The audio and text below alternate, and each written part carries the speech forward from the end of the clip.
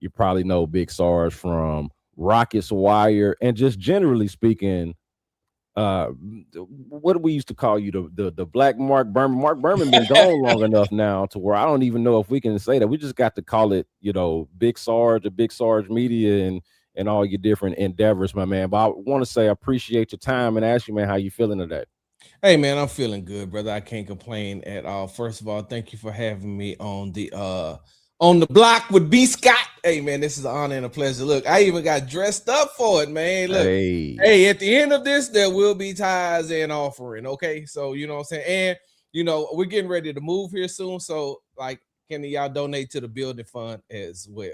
hey, hey, hey, the building fund. We're gonna do a second offering. We're gonna do a benediction. We're gonna do an altar call.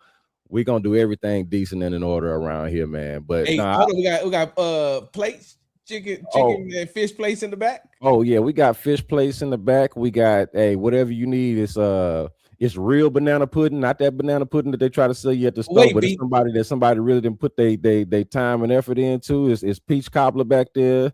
I know Hold on, you B. I don't like, gotta I know you ask don't you like though. sweet potato pie. I know you don't like sweet potato pie, but it's back there. I do not like sweet potato pie. That is gross. Hey, but B, hold on one second. That is the sweet potato pie is terrible. I don't understand how that became a staple in the black community or at functions. But B, I gotta ask you, right? Our friendship, our brotherhood depends on this, whether you answer it right or not. All right. Yellow cake with chocolate icing or lemon cake in the plate? Yellow cake with chocolate icing Or or lemon or cake? lemon cake in the plate. I ain't gonna lie to you, man. I got a sweet tooth. I'm gonna tell all of that. I'm gonna have it all touch. I'm gonna have the mac and cheese and the yams touching on that. Yeah. But I'm gonna go lemon cake. I'm gonna go lemon. And you know what, B, I ain't gonna even lie to you. There is no wrong answer because I like both, but because I'm older than you, because I was born in the 1900s, because I was born in the 1900s, B, I gotta go yellow cake with chocolate icing, man. Okay. That's just like that's a old school cake right there. Well, you go to Yeah. somebody's house and they be like, "Hey man, my mom made a cake for real. What kind? Go look, because you know that's when they used to have the cake containers. Yeah. When you look Yeah. that up, you see that yellow cake with that chocolate ice. Well, you gonna see what it is before you get there because the chocolate ice and all on the top.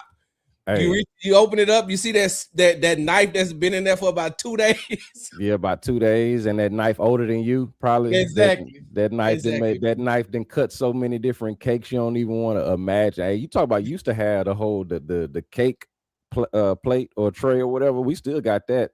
My auntie still she still make her pound cake in that. Yeah, for So sure. so that's what it is. We got a couple of people too. Senior Buble, and shout out to him for being in the chat. Says yellow cake with chocolate icing. Man, he was quick to answer that. Now you right, you right. That is definitely the old school, old Baptist church in the back. Where it's even hotter back there. You can find the yellow cake with the chocolate ice, and I'm definitely with that, man. Oh man, we losing recipes though. I wonder how my no eating children would have answered that question. You know what I'm saying? For sure. For For sure. But sure. Hey, look, gone are the days of crock pot meals. oh boy, They call what is it? Instapot now. I was like, no, they ain't nothing but a crock pot, man. man, I'm trying to tell you, man, these kids and these crock pots done got so damn lazy. Um, you know what I'm thinking about the air fryer. I'm Yeah, thinking about the air fryer, man. My kids will just throw everything in the damn air fryer. yeah, for So, sure.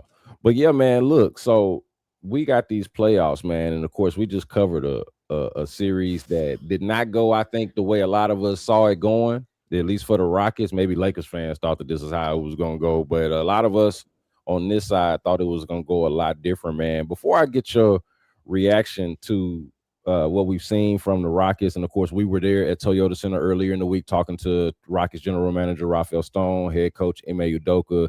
Got to kind of get the lay of the land and the feel for what this offseason is supposed to look like, and also their reflection on how this past season went.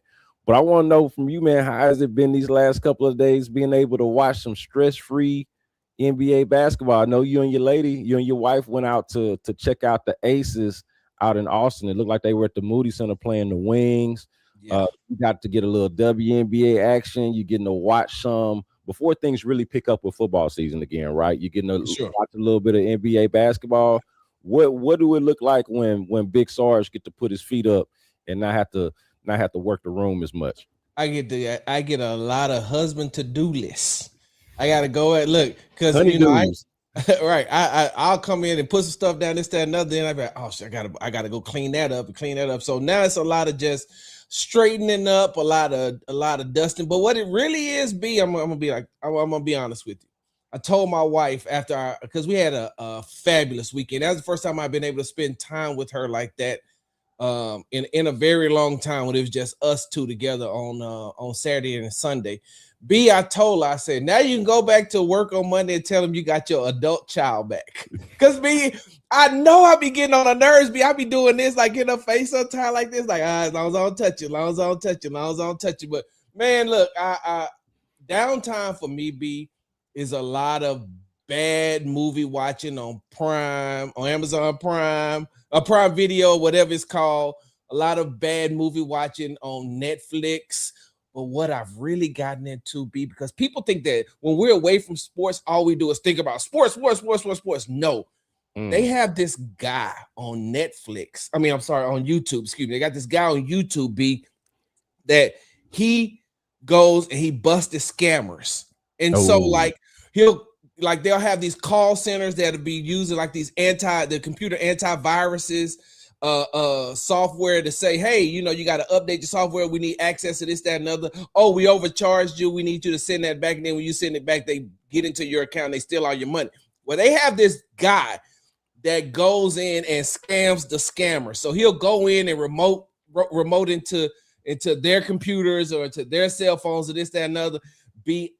I'm obsessed with it, man. I'm watching because it's funny watching a scammer get scammed. And then they start talking, like one woman was praying. I was like, what are you praying for? You've been scamming people this whole time. So watching that type of stuff, a lot of 90 Day Fiance, because that's what my wife likes. A lot of love after lockup, love during lockup, love in the love during probation, love during detention. It's all kind of shows out there now. My wife, Love Island, all this stuff that I'm saying to myself, as long as she likes it, I love it. So it's a lot of downtime for me because I've been running since July. Like I've been running since July, which is one of the reasons why I had to give up covering the Astros, man, because my wife one day said she wanted to do something. She said, but let me check the schedule to see if you're going to be available or not. When I heard that, I said, oh no, I'm good with that. Let's go. Yeah, man. I feel what that's like, man. Sometimes you got to make some decisions, man, because you can't. I mean, eventually, just gonna stretch yourself too thin, and you burn the candle on both ends, and it just ain't enough hours in the day to do everything as much as we like to or try to do it. So, but I'm right there with you on the alternate type of content. Let me tell you, man. Last summer, my girl got me into Love Island, right? And I was already familiar with Love Island, had dropped in on it a little bit, but last year I really locked in. Yeah. And I locked in so bad that I locked in even more than she did.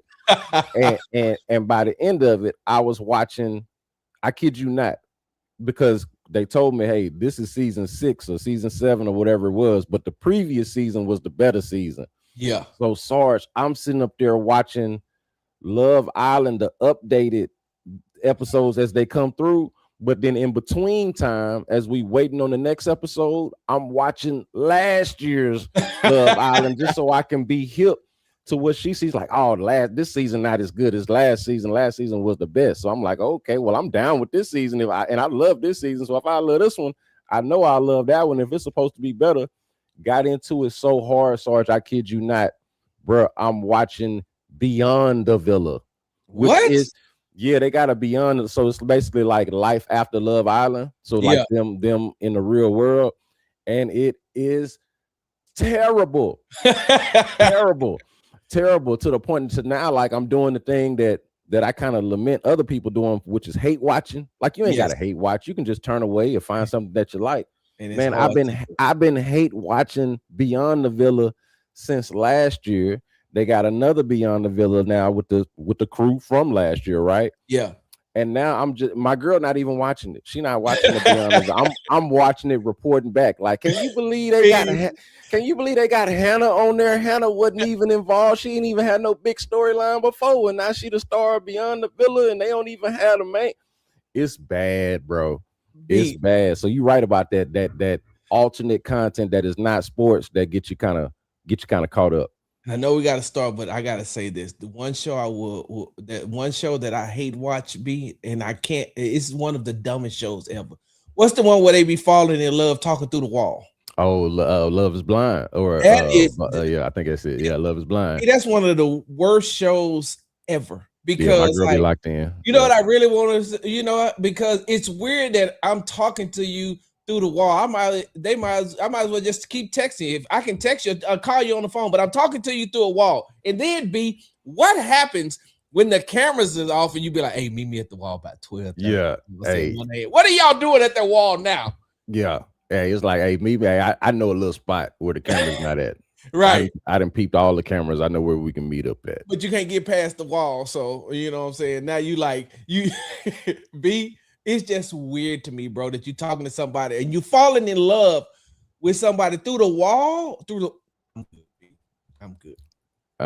It's absolutely insane. Sure. It's absolutely insane. And then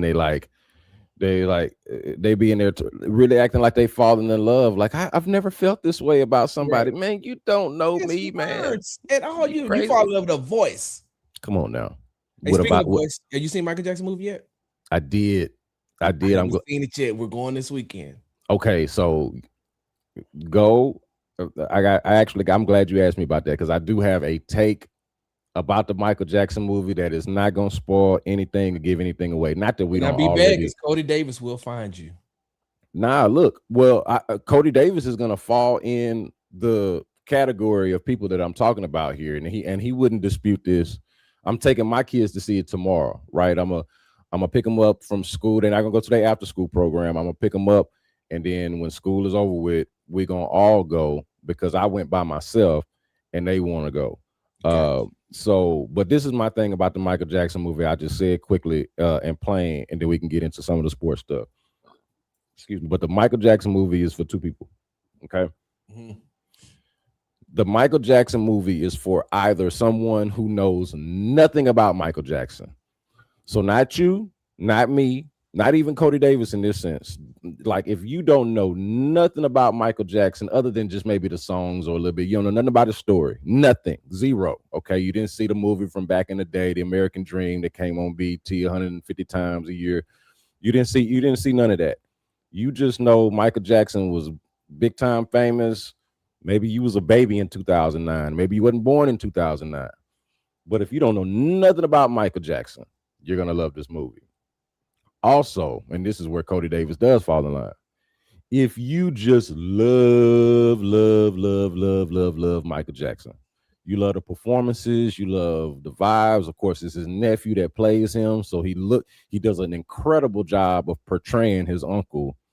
From that standpoint, if you just love you some Michael Jackson or don't know nothing about Michael Jackson, you are going to love this movie. If you are somewhere in between, you already know quite a bit about Michael Jackson, and maybe you're a Michael Jackson fan, but you're not just like enamored like that, then you might have some questions. You might feel like it left a little bit to be desired. But at the end of the day, though, I actually did enjoy myself enough so to where I walked out of the movie not upset, and I'm even gonna go back and take my children. Yeah. So take that for what you will, but you know how it is, man. Critics, sure. You got to be, everything got to be a hot take. Everything got to be the best thing ever or the worst thing ever. It can't just be somewhere in between because that's not cool enough. You just described Houston sports fans in a nutshell. Speaking of which brings us into what brought us here today. And that's the Rockets, that's the Texans, and we'll start with the Rockets. I do want to go here since you're doing this project with Fred VanVleet. Fred's had his podcast Unguarded. You joined a few months back. Very very good addition. I think it's a much needed voice. A lot of times these these athletes have plenty to say, but they kind of need a professional or somebody that does talking for a living to kind of help either buffer or just add a different element to that. But on the court though, I'm curious from you, how did you feel like the Rockets handled the Fred VanVleet absence this year? Of course, there was a lot of talk about point guard play, moving Amen Thompson to that position, asking Reed Shepherd to have a greater role in Fred's absence. I think they were going to do that anyway. With him coming off the bench, he was going to have a greater role, but it was an even greater role after that when Fred went down right before training camp. From your vantage point as someone who followed, covered, and knows the players and was as close to the team as anybody who's not on the team, how did you feel like this team responded to Fred VanVleet's absence this past season? I would say, B, if I had to give it a percentage, I'd probably say anywhere, probably about 60%. It's 60% because what's going to happen is people are going to go back and they're going to look at the win total and they're going to say match the win total from last year with Fred. And so you look and you see a lot of these young players take that next step. And I say that 60% only because they were able to, get into the playoffs. They were able to sustain in a very, very competitive Western Conference division.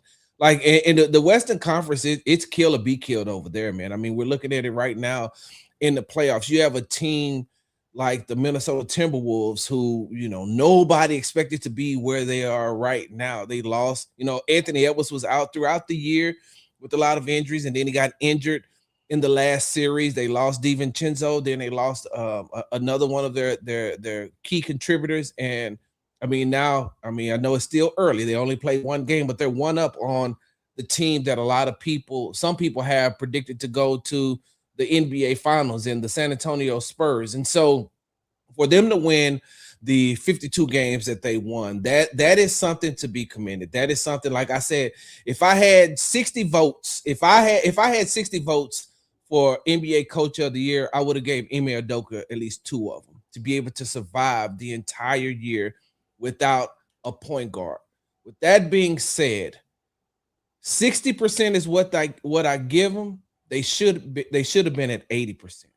And I don't like the way that Fred's injury happened so early that you could have made the necessary changes to bring in a point guard. I know you may not have the money to go out and get the type of point guard that you wanted, but there was some out there that you could have done. There's some things I felt like that could have been done to bring in a point guard. And even when, I don't know what CP3's price was. I don't know, what he would have wanted or what he would have required to come to the city of Houston, but I probably would have asked because there was no true point guard on that team. And B, when you don't have a true point guard on that team, you get to seeing sometimes where they give up that historic lead like they did in overtime against the Minnesota Timberwolves. They lose an 18-point game they had an 18-point lead in the fourth quarter against the New York Knicks, and they lost that game. You lose to teams like the Sacramento Kings, and you lose to teams that you're not supposed to,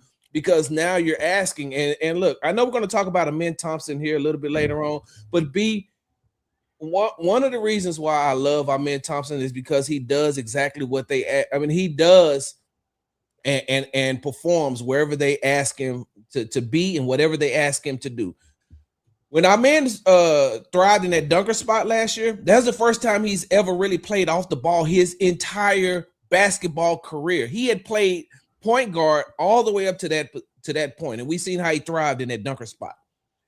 This year, you ask him now, hey man, we're going to need you to play point guard. Well, I don't know if we can actually judge Amen off of him playing point guard in the NBA after not playing point guard in the NBA. This is his first time, so this is like his rookie season at the point guard position. As I digress, they could have done more, I felt like, to go out and get a true point guard. Reed Shepherd is not a true point guard, and I think that because of his size and stature, they want to make him a point guard. I feel like Reed Shepherd is a shooting guard, but that's just me. I've never been a general manager or head coach in the NBA. So, B, With that being said, I think that 60% is what I'll give them without Fred VanVleet. All right, so since you mentioned the men, let's go ahead and get into that, because that's the basically the follow-up question on how they handle things, right? And Amen Thompson, an incredible player who does not have an outside shot, also up for a possible extension this all season. Where are you at with his development? And I just want to say before I ask you this question, I did a video right here on this channel yesterday about Amen Thompson and the extension and the report that's out there.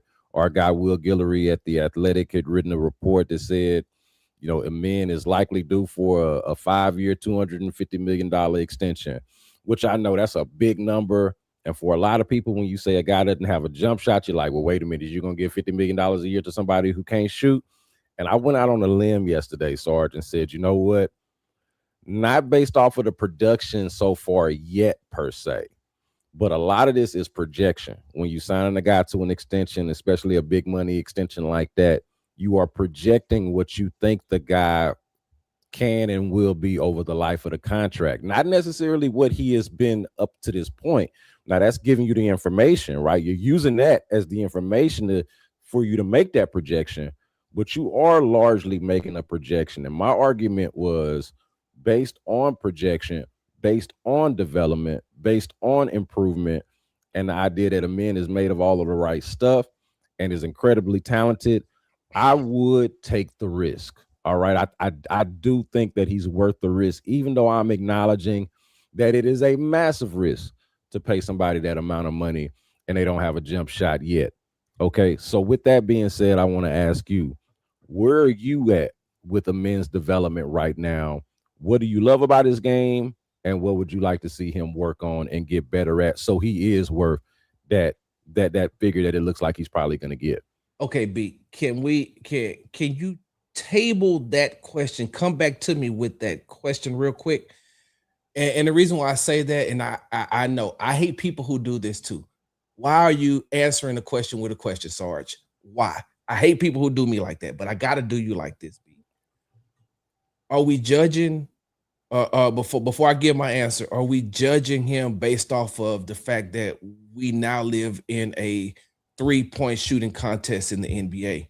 Are we saying he doesn't have a jump shot, or we just saying he doesn't have a 3-point shot, 3-pointer? He can't shoot the three. I mean, honestly, he doesn't have enough of any of it. Like, he obviously can't shoot the three at all, really. Like, if you look at the percentages, but even I would say his mid-range game got a whole lot better. It got a whole lot better, but I needed to be like not automatic. That's unfair, but you know what I mean. I needed to be one of those things that you could like run an offense through. Like, it to me, it was too touch and go. The 3-point shot is just not there at all, and yeah, I'm actually okay with that, But what I need when you talk about that mid range, I need him to be I think I called it a mid range demon. I said I need him to be a mid range demon. DeMar DeRozan. Yeah, something along those lines. I had eyes for him being like I said, could he be Ja Morant in Kawhi Leonard's body? Something like that, or some version of Kawhi Leonard. Landry is in here asking a funny question. He's trying to be a smart ass in here. He say, who is a better shooter, Amen Thompson or Eric Snow? I'll hang up and listen. Look, I get the joke. And Landry's not the only person making. A lot of people are making these jokes about Amen Thompson's jump shot. But my thing is, if Bruh can average 18 points a game in the NBA, in the National Basketball Association, this Bruh is averaging 18 points a game with no real consistent jump shot to speak of, no 3-point shot at all. And even the mid-range game, sometimes it's there. More than anything, Sarge, I say this about Amen. It's not even that he just doesn't have the mid. With Amen, it seems like he just does not know. He does not always seem to know what he's capable of or what his powers are or exactly. What 4 years? This is fourth year? This will be he will be going into his 4th year. So he just finished his 3rd year. Yeah. And so he's still figuring out exactly what he wants to do and how he wants to do it. You can see some indecision in some of his play. You can see some, Ime talks to us a lot about them dribbling into a crowd, right? That was an issue for them last year. It's an issue for them this past year, right? The Jalen Green version of them. the Amen Thompson version of him. This has been an issue for these young players dribbling into crowds. If you pack the paint on them, they don't always really know what to do, don't always necessarily have the counters. And that's what I want to see from Amen Thompson is that he knows what spot he's trying to get to, and he knows what he's trying to do when he gets to the spot. Right now, he is just operating off of a straight ability, talent, work ethic, and all of that, right? But like when Stone said the other day that they weren't as, going back to that point guard question that I asked you, that they weren't as skilled as he would have liked. Yeah, man, if they could have just added some of that to what bruh has already got, they would have really been cooking. So that's what I want to see from Amen is more decisiveness and more reliability with that mid-range game, because I think he can be. He's not elite in that way yet, and I think he can be, because he started shooting inside the paint a whole lot more than he had, especially last season. But B, I want to ask you. I want to say this, and then I'm going to ask you a question. So we're judging Amen. Can we truly say where has Amen played consistently? Over the last 2 years, let's just take away his rookie year. Where over the last 2 years has he played anywhere consistently? Last year they had him in the dunker spot. This year they're asking him to be on the ball, and so you're asking so much of this young man because he is a freak athlete, and because he does play the game at a high level, and because he can do so many things on the court. So last year you take him and you say, we're going to just put you in the dunker spot. So all we need you to do is stay in that area, rebound. We need you to cut to the basket. We need you to be effective in that spot. So there has been no consistency when it comes to Amen Thompson on the offensive end. And so what I seen from him this year was him become more aggressive as far as even if he's not getting to the rim, he's starting to realize that if they're going to sag and they're going to stay at the rim, I'm going to take more shots inside of the paint. And so we've seen him taking a lot more shots inside of the paint. Sometimes I didn't like the fact that he'll get downhill and then stop and then kick it out or whatever the case may be. If you're going to go, just finish. You're probably the best athlete on the floor at the time when you're in the game. So there's no consistency to me. I also think that we live in a 3-point shooting society when it comes to watching basketball. I'll never forget a couple of months back, my wife and I was sitting on the couch watching a basketball game, man, NBA game. And my wife said, how come they keep driving to the basket and instead of laying the ball up or shooting the ball right there, they keep kicking it out? I said, because basketball isn't the basketball you're watching now isn't the basketball you or I grew up watching. It's analytics now. So, hey, shoot the three, no matter if you miss it or not. Even though you may have the easiest shot here, it is nothing but a 3-point shooting contest. Last thing I have, hold on. A couple of more things. One, when Jason Kidd first came into the league, they called him Asen Kidd because he didn't have a J, right? We're talking about a Hall of Famer, though, in Jason Kidd. Even though he didn't have a great jump shot, he was great at doing a lot of other things. And then later on, down the line, he developed the jump shot. And so that's what made him, to me, so dangerous. So, I mean, what if you do have a Jason Kidd-like player in Amen Thompson who's just going to take a little time to develop a jump shot? Remember now, he didn't come from a background where he is coming out of college working consistently with a shooting coach, or, even if it was just for 1 year. So you got to play him in a consistent spot. That's where you're missing Fred, because if Fred is on the court, Fred is the point guard, Amen is the 2, and Amen is able to identify his role, because you're going to have Fred, Amen, Alpi, KD, and Jabari. Now he's actually playing the 2. Now, the last thing that I'll say about this, and I will say quickly about Amen, because I don't want to get long-winded. This ain't Sports Talk with Big Sarge. This is hey man, get comfortable, man. You at the crib. Come on, man. We good. Look, you good around here. Now that I found out I ain't got to go to child support court. No. But B, here's the thing too.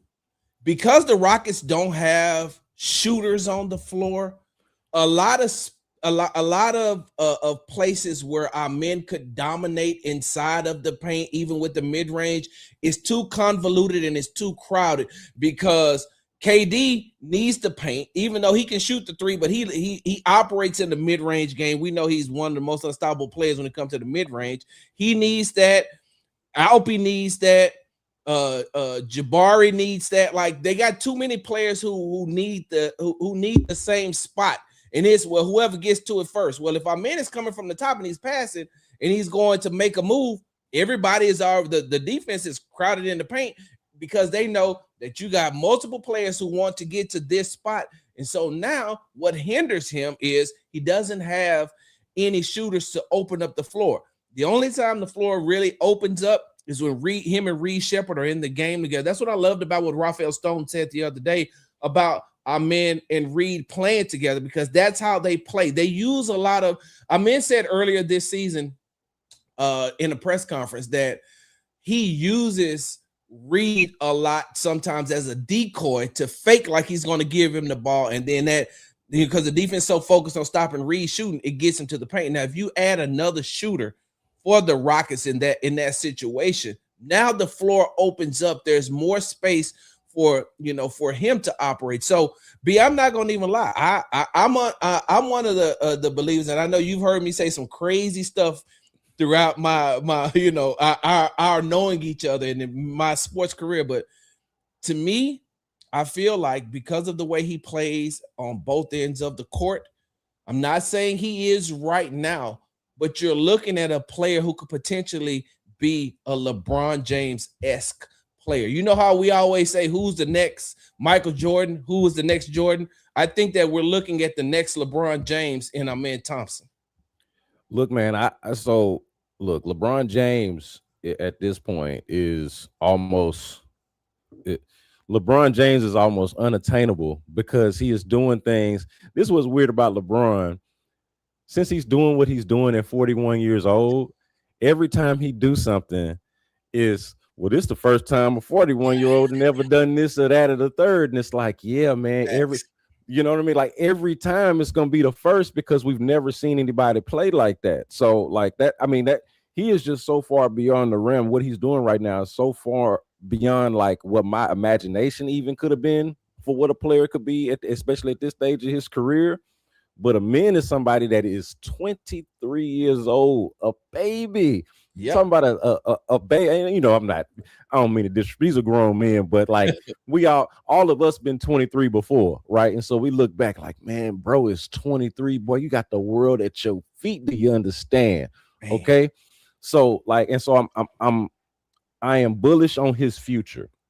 Okay. But my thing I will say about Amen Thompson as it relates to the Rockets, and this will be the case for him no matter where he was at, but specific to where he's at now, the Houston Rockets, I feel like what's most important, okay, individually for his game, I think is refining that mid-range that we're talking about. The things that I think both of us like about his game. I just think it needs to get a little bit more refined. Yep, that come with experience, that come with repetition. I think this year helped him a lot. Even the fact that next year, Fred VanVleet will be back, and it should take some of that on-ball pressure off of him. I think the fact that he and Reed both were thrown into the fire the way that they were, that both of them should be better players because of it. But specific to Amen, I just feel like you got to have shooters. I don't feel like you can afford to have a player that dynamic that's going to have the ball in his hand as much as he did this past year. I know he probably won't necessarily as much next year, but we'll see how the future looks.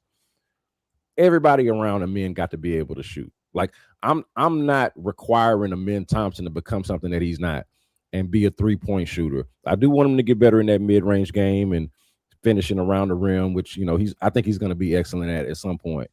But when you're drawing the attention of the defense, to your point earlier about how all these other players need that mid-range space as well, that to me is just as much of a conflict as anything, as much as like a men's game itself, right? Like to me, you need, and that's why I've done, not even trying to be messy, but it's the reason why I've done the Amen versus Sengun videos on my channel, because to me at some point the rubber is going to kind of meet the road here for two guys that are going to be as central to what you want to do, but both need to operate different kind of game, but operating in a similar space, right? Everything that Alpi wants to get is free throw line below, and mostly in the paint, in the post. Now he'll back you up all the way from damn from the 3-point line and spend 18 seconds dribbling the ball. But I would much rather see Amen Thompson do that from the wing or from the top of the key, and for him to be the one that's applying the pressure, and collapsing the defense and then getting it out to the other four guys who are shooters, right? I don't feel like you can afford to have two ball dominant non-shooting guys on the floor at the same time, and at some point I feel like a decision will have to be made. Or just real quickly, or why not use their strengths? Why not use their strengths to be successful? Game 6 against the Lakers, the one thing that I hated that the Rockets ran over and over and over again was the two-man game with Reed and Reed and Alpi. Mm-hmm. I'm saying to myself, why are y'all running the pick and roll for Reed and Alpi? That's not going to work.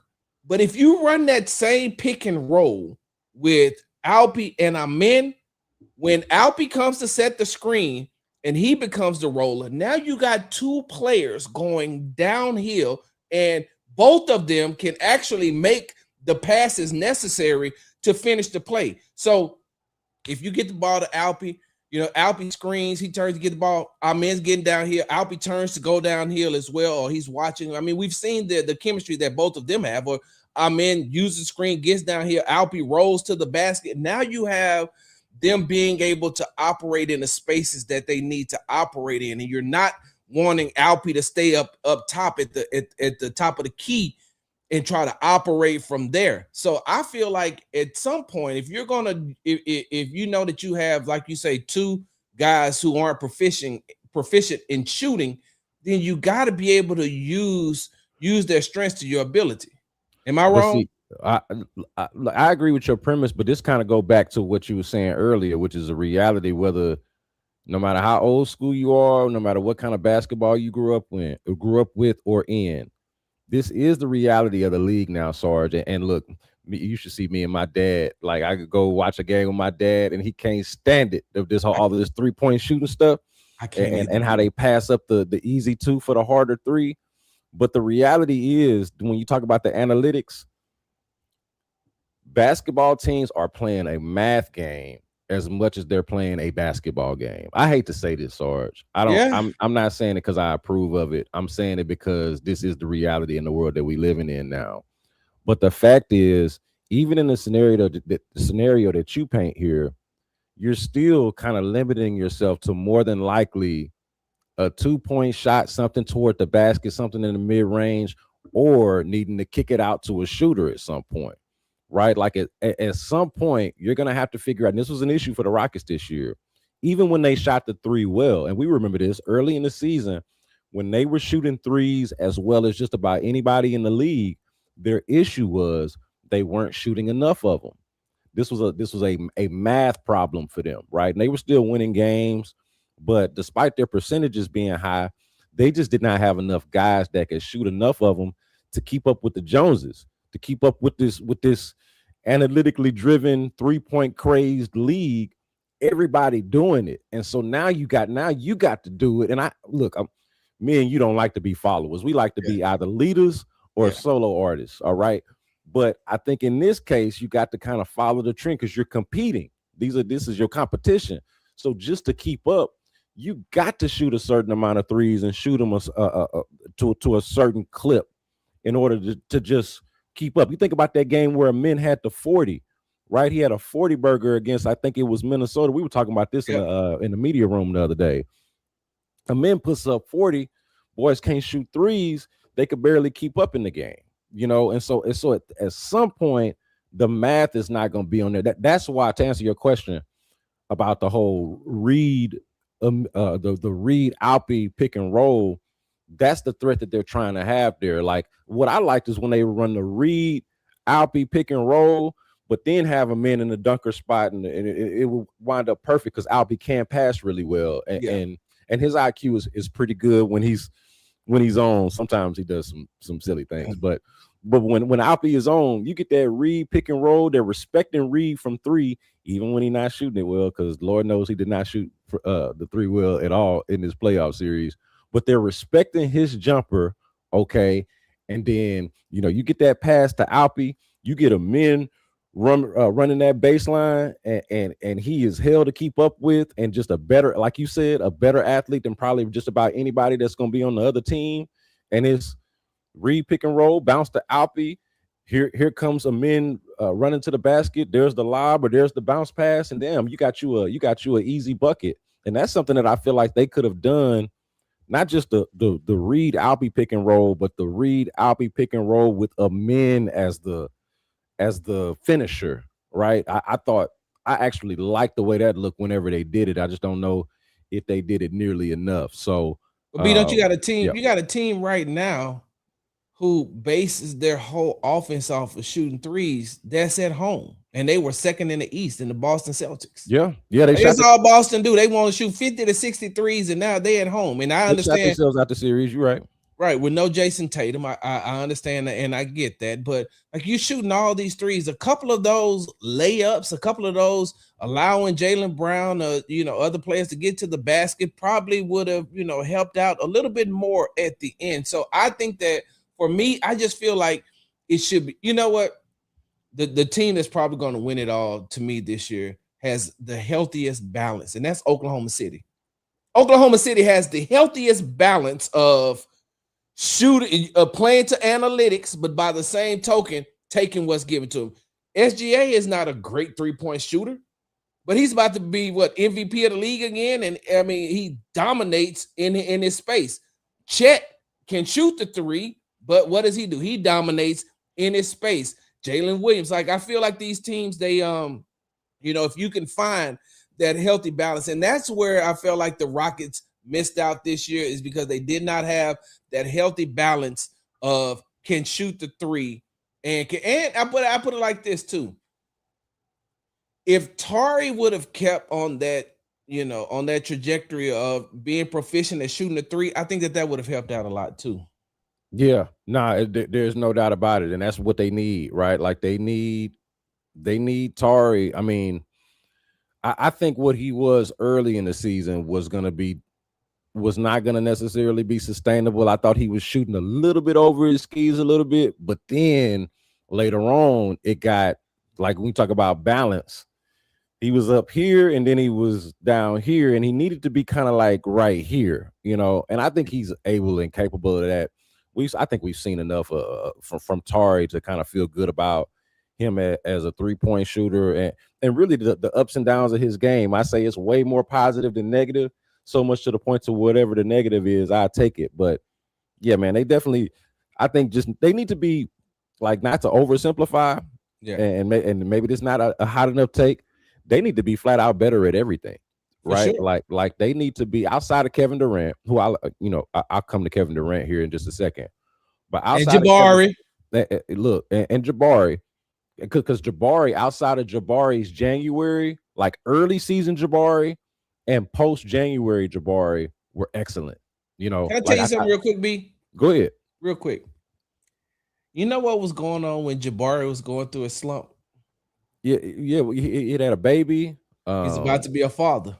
Yeah, he had a lot weighing on him. Watch pre-baby and then watch post-baby Jabari.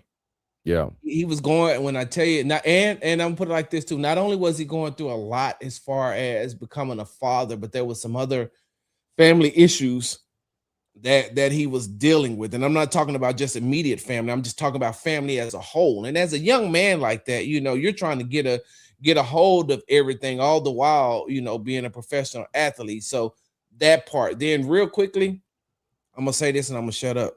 You give our men the max. You give him, what is the 250?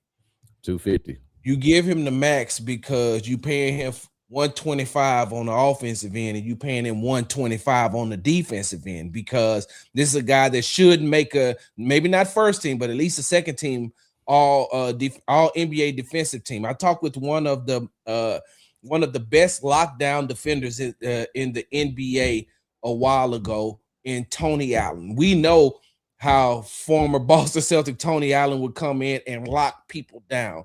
And Tony Allen said, hey, that Amen, he said, hey, no, he called him twin. Hey, that twin y'all got, he said that twin Houston got, that boy is he reminds me a lot of myself, because he'll come in, he got that dog in him. And so you're paying him $250 to be a two-way player, especially when on the defensive end, you're not strong with Alpies in the game, you're not strong when Reed's in the game. And so now not only is our man playing his man, but he's also at the corner of his eye looking to see who he has to help. When you go back and you watch some of the games, when you go back and you just break down some of the games, watch our men playing defense when Josh Okogie's in the game, and watch how he's playing defense when Reed is in the game. When Okogie's in the game, he doesn't even turn his head, because he know that Josh is gonna hold his man. When Reed's in the game, he's got to, okay, because I know that, because he knows that they're trying to attack Reed. A lot of the game plan was attack Reed. And so now he's looking, and then now he's looking this side, knowing they got to help Reed, but he also got to look this side because, you know, Alpi's man may do something. So he's playing three different positions. So he deserves the max, because you're getting one of the best two-way players in the game. Bruh. One of my favorite. So I saw a clip of Fred on with Tony Allen out the mud, and this was only several days ago. This wasn't that long ago, and I saw this clip.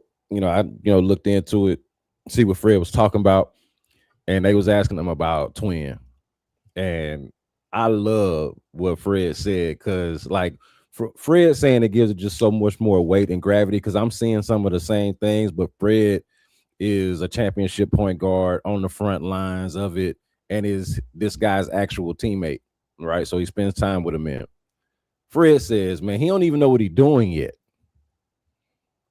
What? and you can see that, right? You can kind of, that was what I was kind of getting at when I said, man, sometimes he go in there and you're like, I don't know if he know what he's doing. He just this boy, he playing, he hooping, he got instincts, he like he was born to hoop, but haven't really figured it all out yet. Bruh, Fred was talking about on defense, where the dude is already a all defensive type of guy, right? Yes. Where he's already elite, right? So he don't even fully know what he's doing defensively yet, much less on the offensive end of the floor, where he's even more of a raw talent.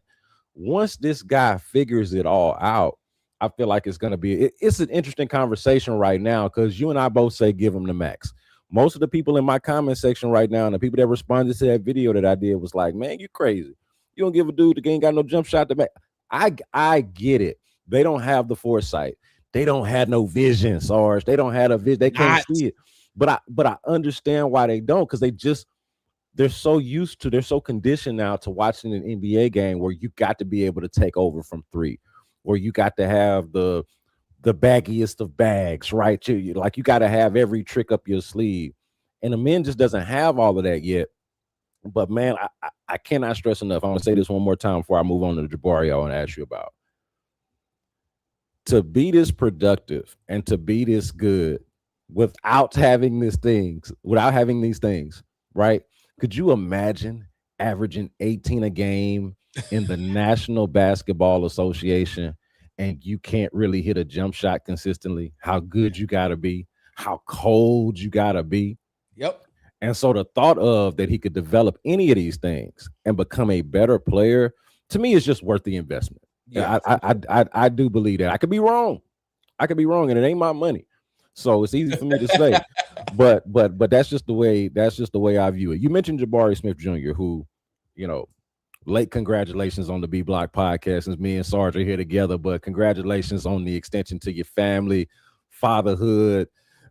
let the old heads know if you need any advice. I know you got plenty of men in your life, and you probably don't, but we all seen that, done that, and been there and done that, and all that kind of stuff. So shout out to you and your family and everything. But Jabari Smith Jr., I'm gonna ask this very simply: is this team, the Rockets, that is, are the Rockets maximizing Jabari Smith Jr.?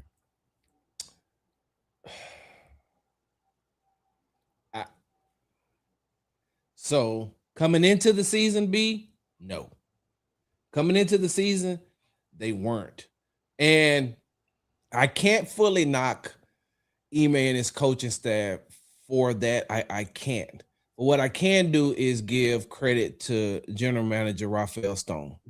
And what I mean by this is, don't get me wrong, I'm a huge Jalen Green fan. I'm a huge Jalen Green fan. I'm a fan of Dylan Brooks. I'm a bigger fan of Jalen because I watched him, as he came into the league, covered him coming into the league since his rookie season. I'm a huge fan of Jalen Green. I hated to see him go. I'm a huge fan of Dylan Brooks. I'm a big fan of Dylan Brooks. I hated to see him go. But what what Rafael Stone went out and did was he brought in someone to be able to coach Jabari. He went out and got a player that has excelled to the highest level of basketball at his size and brought him in. And it's one thing for Jabari to work out with Kevin Durant, right? It's one thing for him to work out with Kevin Durant in the summer. It's another thing for him to be around Kevin on a consistent basis, watching the way that he operates on a day-to-day basis, both on the court and off the court. It's one thing, to watch his highlights or, like I said, get a couple of workouts in with him in the summer. He got an opportunity to see exactly what he could be and what his potential was. And I know that bringing Kevin Durant wasn't the popular thing for a lot of people here, to get rid of Jalen and Dylan. But what they did was, I felt like bringing in Kevin Durant, he unlocked Jabari and Jabari's, the potential. He helped bring Jabari's potential to the forefront. And now Ime and his coaching staff are looking like, oh shit, this is what we have in Jabari, because KD walked into the door and said, y'all not using him properly.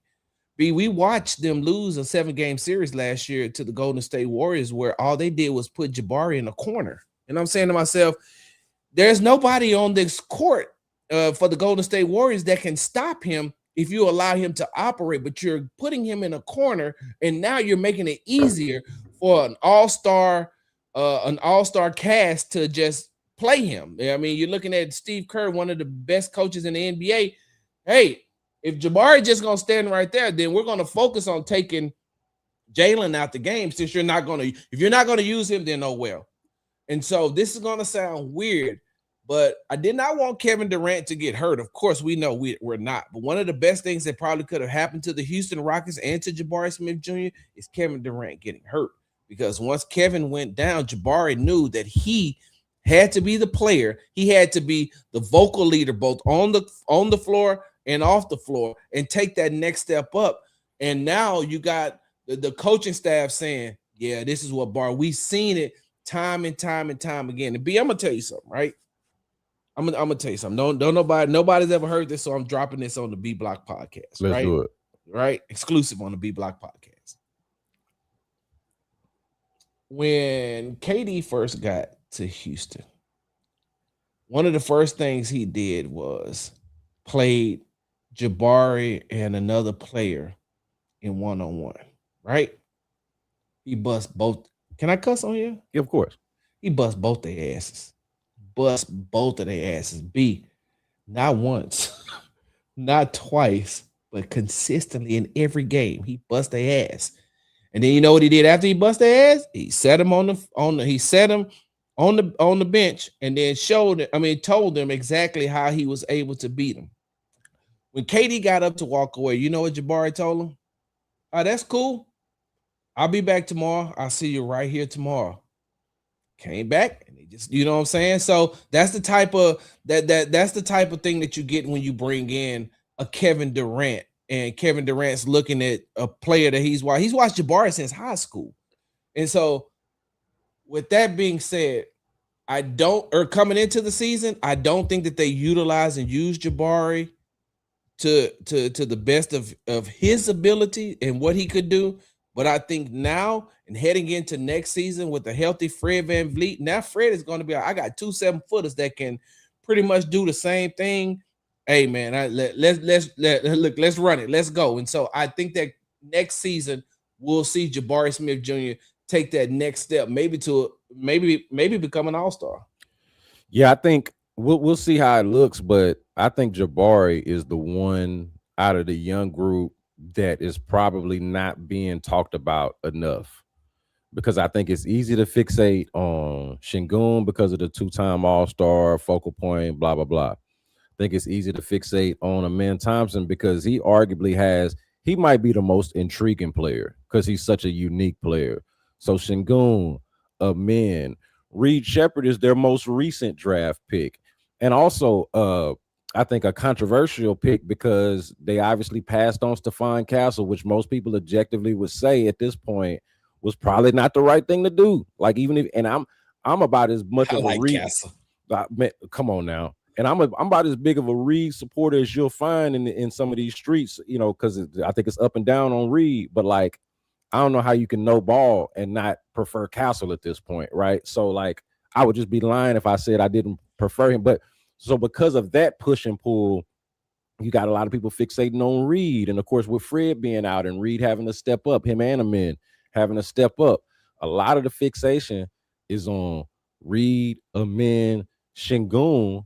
And then, of course, you got the contract situation with Tari Eason. What are they going to do with that? I think a lot of people are thinking about that. And then Jabari, it seemed like folks have either just decided he is what he is, whether they like it or not, or I don't know, maybe I don't want to like create a straw man argument here, but it seemed like people have kind of just given up on the idea. It was year 4. So like, oh, he just is what he is. He's not going to develop, without like really paying attention to how much better he got throughout the course of this season. I know game 6, you know, nobody really covered themselves in glory, right? You're not going to use game 6 as the example for anybody. Like if you want to use that, then blow the whole thing up. You don't believe in nobody, right? If you want to use just game 6 as your only antidote. But if you take the whole season in its totality, I think Jabari Smith Jr. arguably showed the most growth.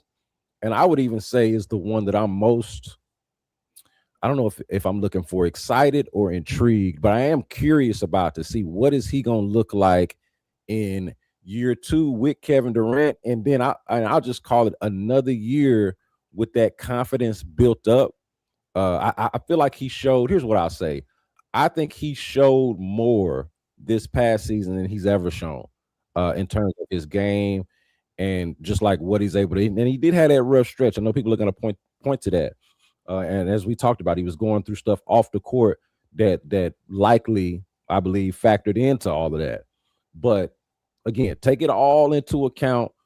I feel like he showed probably the most growth, and I don't think I think you're right on it too about like the impact of Kevin Durant and what that meant. I mean, there were the reports early about how he had attached himself to the hip, his workouts, and he wanted to soak up all the game, all the knowledge that he possibly could from being around Kevin Durant.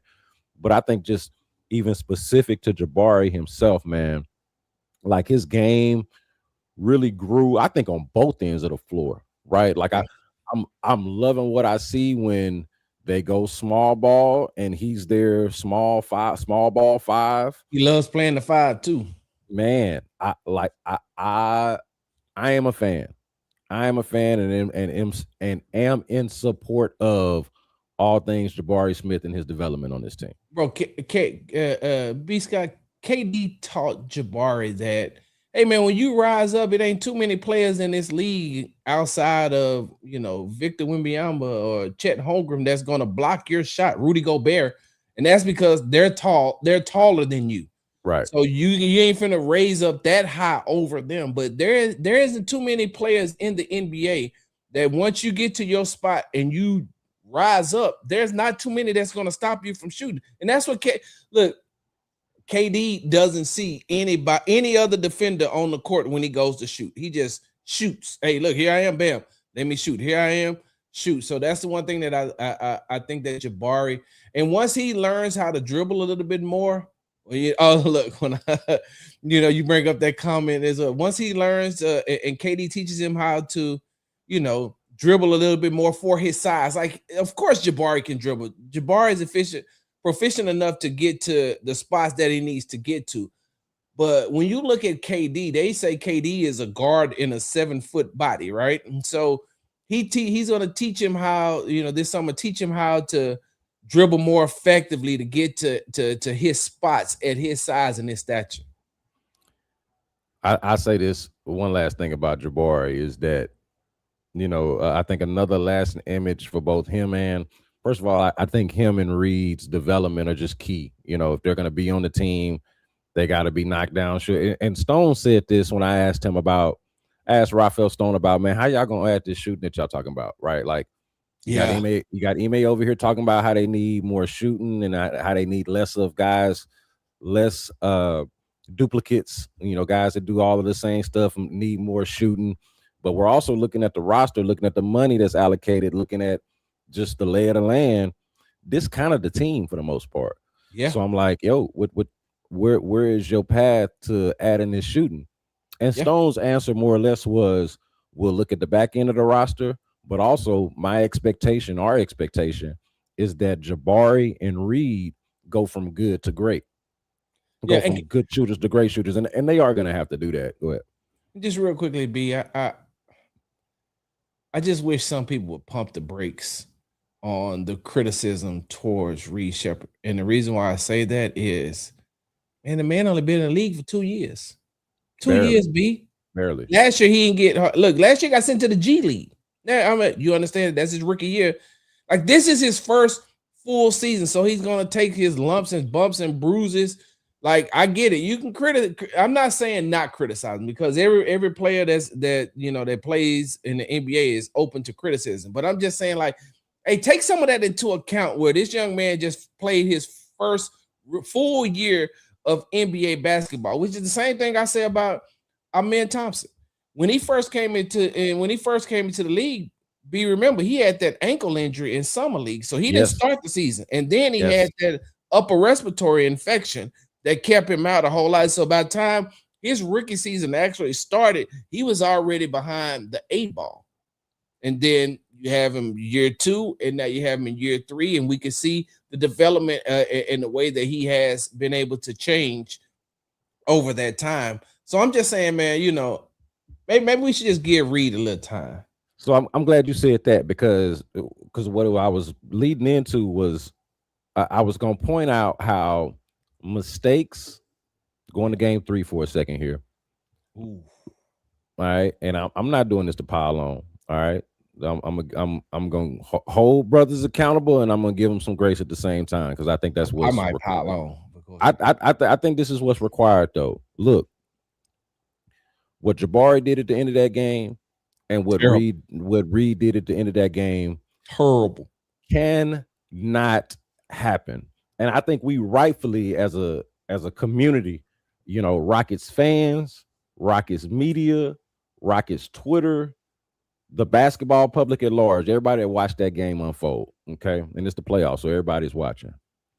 Rightfully held their feet to the fire for that moment, right? Jabari, bruh, you cannot let Marcus Smart punk you in that way in that moment, okay? Not calling you a punk, saying that you got punked in that moment and you shouldn't have. That was horrible. Because Jabari got dog in him, don't get me wrong. But in that moment, that was not a good look, all right? And he know that. Reed Sheppard, all right? That's LeBron James you dealing with, bro. You dealing with LeBron James, Marcus Smart. You dealing with some real dudes, okay? And LeBron's basketball IQ is so high, bro. Man, you gotta give up that ball, or at the very least know what you're dealing with. Cross over to the other side quick. You know what I'm saying? Like, put that ball in the other hand quick, because he coming for the back tap. Reed Sheppard himself, his best defensive play is the back tap himself. So as bad as those moments were, I do feel like they're going to be flashpoints for these guys in their career once they do finally reach their potential and they are whatever it is, whether they become the elite shooters that Rafael Stone drafted them to be and wants them to be or not. I think they're going to be much better than they are right now. And we're going to look back at those moments as teachable moments for those players because they were unacceptable in the moment, but also something that I feel like those guys can learn from that experience and say, you know what? I ain't gonna do that again. That's not gonna happen to me again. Or when I'm in this situation, when the moment is big, I'm going to be ready for it. And so, as bad as they were, I think that in the long run, just like some of this Fred VanVleet stuff, having to figure out life without him, not ideal the way it looked, but I think ultimately it's going to be good for their experience. Okay, you mentioned KD. I'm gonna ask you this. What did you think of KD's season? I'll just say before I throw it to you that I thought it was an incredible season. I could not believe, even though I, have seen all the KD movies and understand who KD is, I could not believe how durable he was. I mean, he was exactly as advertised in my view. What did you think of the season that KD had? And we talked about this a little bit already with Jabari, but his impact on the team overall to you was what? Amazing. Because without no point guard, you're putting your hopes and dreams of succeeding in the Western Conference on a player who is entering into his 19th year of basketball. Yep. Who has had some injuries in the past. And you're saying we're depending on you to be able to play all 82 games to get us to the promised land to help lead some of these young guys to the promised land. And that's exactly what he did in the regular season. He put this team on his back. He put the Houston Rockets on his back, and he helped carry them to, a 5th seed, which could have potentially been the 3rd seed. Like we look at Oklahoma City and we look at San Antonio, and of course they had 60 plus wins on the season, if I'm not mistaken. But you look at who was number 3, and that was the Denver Nuggets, and the Denver Nuggets had 54 wins. And they're at home now. Exactly. And the Houston Rockets had 52 wins. So now you go back and they don't blow their lead in Minnesota. They don't play terrible in Chicago. They don't lose those games to the Sacramento Kings. They don't give up. Let's not forget, B. They were up 22 points on the Pelicans and lost that game in New Orleans. Like one of their worst losses of the season. Yep. Exactly. So a couple of games here and there, you say, hey man, they're up there in that 3rd seed, and we're looking. And how about them? Not to cut you off. How about them back-to-back losses to I think it was Boston and Charlotte. Oh, I think it was at home. Hold on. Boston with no Jaylen Brown or Tatum. Yes, because it was like it was like Pritchard and Derek White and Ron Harper and cats like that was cooking them. Now the Celtics are a machine. I gotta give them credit. I know they're home now, but it was like, damn, they losing to the Celtics G League team. Hey, don't forget they lost to the Warriors G League team too. They had 4 G League players on that floor at the end of the game, and they lost. They lost that as well. So you look at some of those games and you say, hey man, a couple of wins here and there, they could be exactly where the Denver Nuggets was, and that's what Ime talked about all the time. He's like, man, like we left a lot of wins on the table this year, and so you got to look at it like this: coming in, of course, with no Fred, then you lose Steven, and now you're really depending on Kevin Durant. And I said this on my show the other day, B. My late wife, when I started dating my late wife, she had 4 kids from a previous marriage, right? She has 4 kids from a previous marriage. And so now I'm walking in. The oldest is 12 going on 13. The youngest is 5 going on 6. So now I'm walking into a situation where they've got things already established. And whatever the relationship they had with their father, I don't know. I didn't care. I'm like, hey, I'm not here to badmouth your pops. I'm just here because I love your mama and I want to, and I want to love y'all too, right? But B, on any given day, the chemistry was not always there. I'd walk in the house sometimes and 2 would be glad to see me. Two other ones would probably be like, F you, Brian, I can't stand you, you black son of a beep, beep, beep, beep, beep. And then now that I got these two on my side, then I'm like, okay, so what's y'all issue? Now I handle this issue. Now all of a sudden, one of these. So all I'm saying is that I walked into a situation where I didn't know the chemistry or the vibe, since that's the buzzword around the Houston Rockets these days. I didn't know the chemistry or the vibe. So all I tried to do on a consistent basis was just survive and keep the machine rolling. Kevin Durant walks into a situation with the Rockets as the player who is showing up to take the place of, now think about it, Jalen Green was a lot of those players' best friend. Like, they loved Jalen. Jalen was their guy. No matter what, Jalen was their guy. They got to know Dylan. They loved what Dylan brought. But now you got two key pieces that got you to the second seed in the West last year. Now they're gone. You got Jalen, who is like, the logo is still, the dunk man is him, right? Now he's gone. Now, you're looking at, now you got to walk in, you got to look at Alpi, you got to look at Jabari, you got to look at Tari, you got to look at Amin, you got to look at Reed, and you're like, hey, man, I mean, I know y'all know who I am. Y'all been watching me since y'all was in elementary, and now we teammates. I ain't here to take the place of your best friend. I'm just here to walk in here so that we can win games. And so as he walked in, B, they had to develop that chemistry to get to where they are. So I would say amazing. I didn't mean to get long-winded on you, B.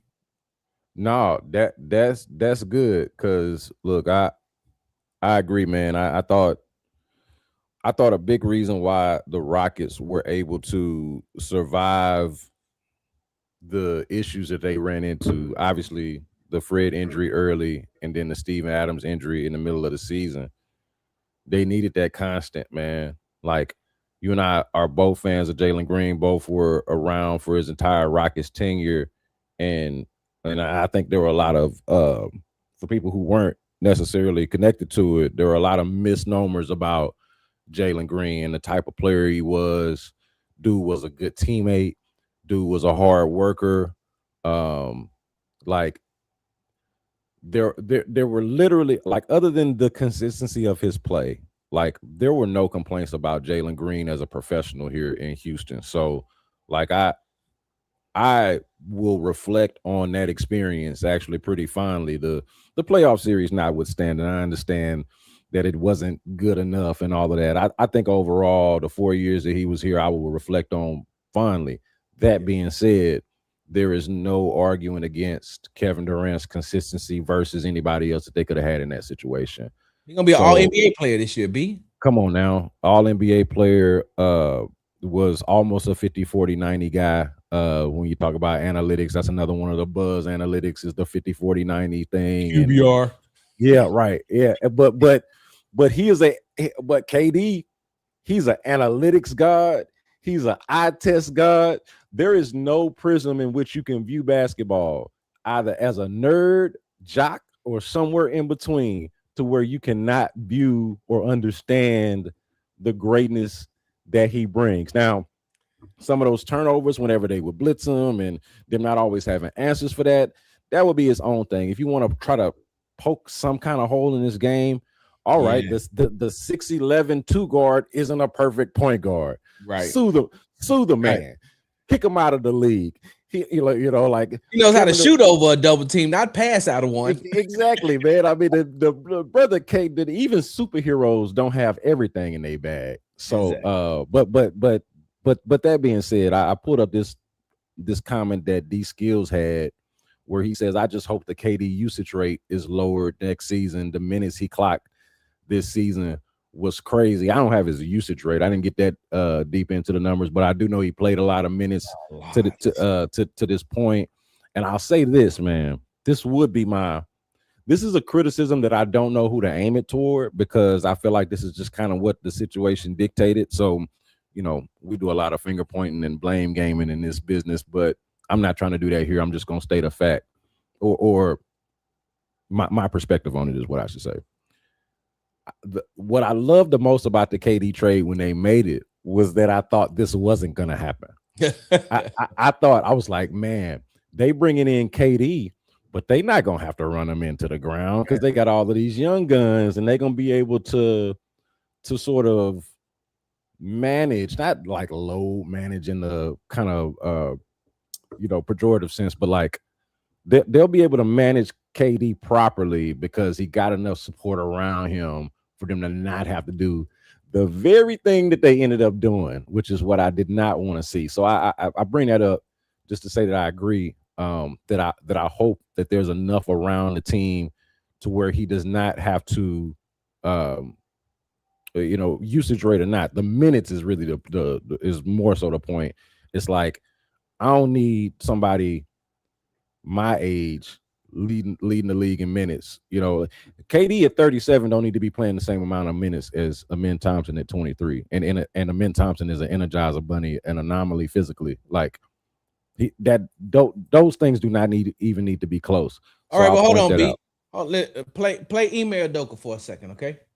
Play email Doka for a second. I can do that. You say to yourself, okay, KD's minutes is getting up there. I don't want to have to play him as much. Okay. But when I take him out the game, the offense goes to hell. Yeah, no, he ain't no choice. Yeah, no, I agree. So how like it's like that's why I said I wasn't trying to blame. That's why I said I wasn't trying to blame. No. I know I'm saying, like, so I'm asking you, like, how do you fix that though? Like that's a hard fix. Like I took him out the game, we had a 10-point lead. Now I'm putting him back in, we down 6. Can I tell you what the fix is? And I don't know, like, we are not in control of this fix. This is just my theory and what I think needs to happen. But the fix is literally what Rafael Stone said. Yeah. It's, hey, man, like, we like our young players. You and I just spent a good minute praising Jabari for the season that he had. But all of that being said, the fix is going to be Reed Sheppard, Amen Thompson, Jabari Smith. Those 3 guys specifically are the ones that I'm looking at being as good as they were, as nice as they are, being even better. Like, you need to be able to go stretches where Alperen Sengun I throw in there too if he's going to be a part of the plan and everything. Like, these guys just the exact point you just made. The offense goes to hell when he's out the game. Well, damn it, it just can't. You know what I'm saying? It can't, like, it cannot be that. Now, maybe part of that is the whole backup point guard issue, right? I know that's a big hot button topic. Like, okay, get you a backup point guard, get you more shooting, right? So if they have more of that, okay, better play from the highly drafted young guys, and we'll throw Sengun in there, even though he wasn't necessarily as highly drafted. They traded up to get him, and he's become a 2-time All-Star. So those 4, and no disrespect to Tari, because I think Tari plays his role properly, but specifically, I'll even point specifically to Reed, Amen, and Jabari. All of them just raising their game up a little bit more. Yep, just a little bit more. That's what it's gonna. That's literally, to me, it's a non-negotiable. Excuse me, it's a non-negotiable. If this team is gonna go from here to there, how do we avoid running in what's gonna now be a 38-year-old Kevin Durant? Avoid running him into the ground.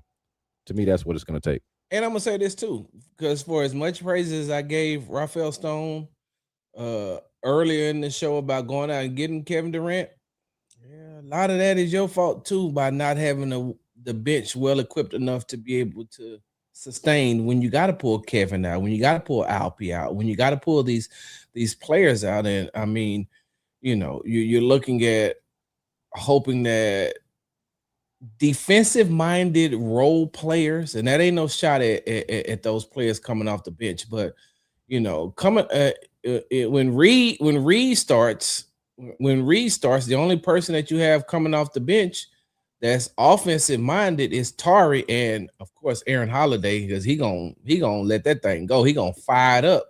But you have a Dorian Finney-Smith, who I don't think was healthy until the playoffs, and so you got a unhealthy player coming off off the bench, and Dorian Finney-Smith.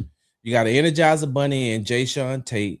You got Aaron Holiday, who plays very well in spurts, and then you got a defensive-minded Josh Okogie. And like I said, if you're starting Reed You got Tari. If you're starting Tari, then you got Reed, but you don't have those players coming off. So now I feel like this year they have to go out and find players who can sustain coming off the bench. And that's why, remember the other day when we before the press conference, we was in the media workroom, and what do we say? I said, hey B, didn't they have an opportunity to get Nikhil Alexander Walker? Is that his name? From Yeah, that's it. That's it.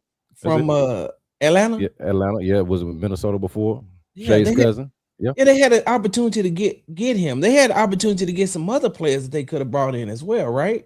Yeah.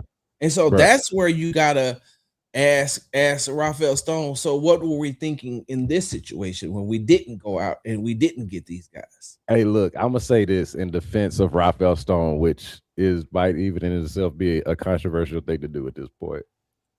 At the time, okay, easily in retrospect, I didn't even think about it until you said it the other day, like you said, when we were in the media workroom and you mentioned Nikhil Alexander Walker, and I was like, damn, I actually wanted them to get him, but only because this sounds so ridiculous. Now, this is a freezing cold take now, but at the time, I thought that Dorian Finney-Smith, coming off the season that he had with the Lakers, was going to be, I thought two things. I thought he was going to be out of the Rockets price range, and I thought wherever he was going to go, he was definitely going to be a starter wherever he went. And so coming to the Rockets didn't make much sense because A, I didn't know if they'd be able to pay him, and B, I didn't know if they'd be able to guarantee him the type of minutes that I think he had kind of earned based off of how he played with the Lakers, being a 40% three-point shooter, guarding the best. I mean, he was elite at guarding. They had like this weird stat about how he was one of the better defenders against all-star perimeter players. I don't even know how you look up a stat like that, but apparently last year for the Lakers, he was great at that. So I was like, okay, well, he's going to be out of the Rockets price range. They're not going to be able to get him, but Nikhil Alexander Walker should be right along what they're looking for. And it ended up, Alexander Walker ends up in Atlanta, and the Rockets were able to afford DFS. And I was like, okay, well, that all worked out. But in my mind, I was thinking at the time that they could get Nikhil Alexander Walker, who I thought was a lesser player, for a lesser amount, and that would work for them. You know what I mean? And it turned out that he was the most improved and a better player, and that would have been perfect for them if that's when how did DFS how get hurt? Going. When did he hurt his ankle though?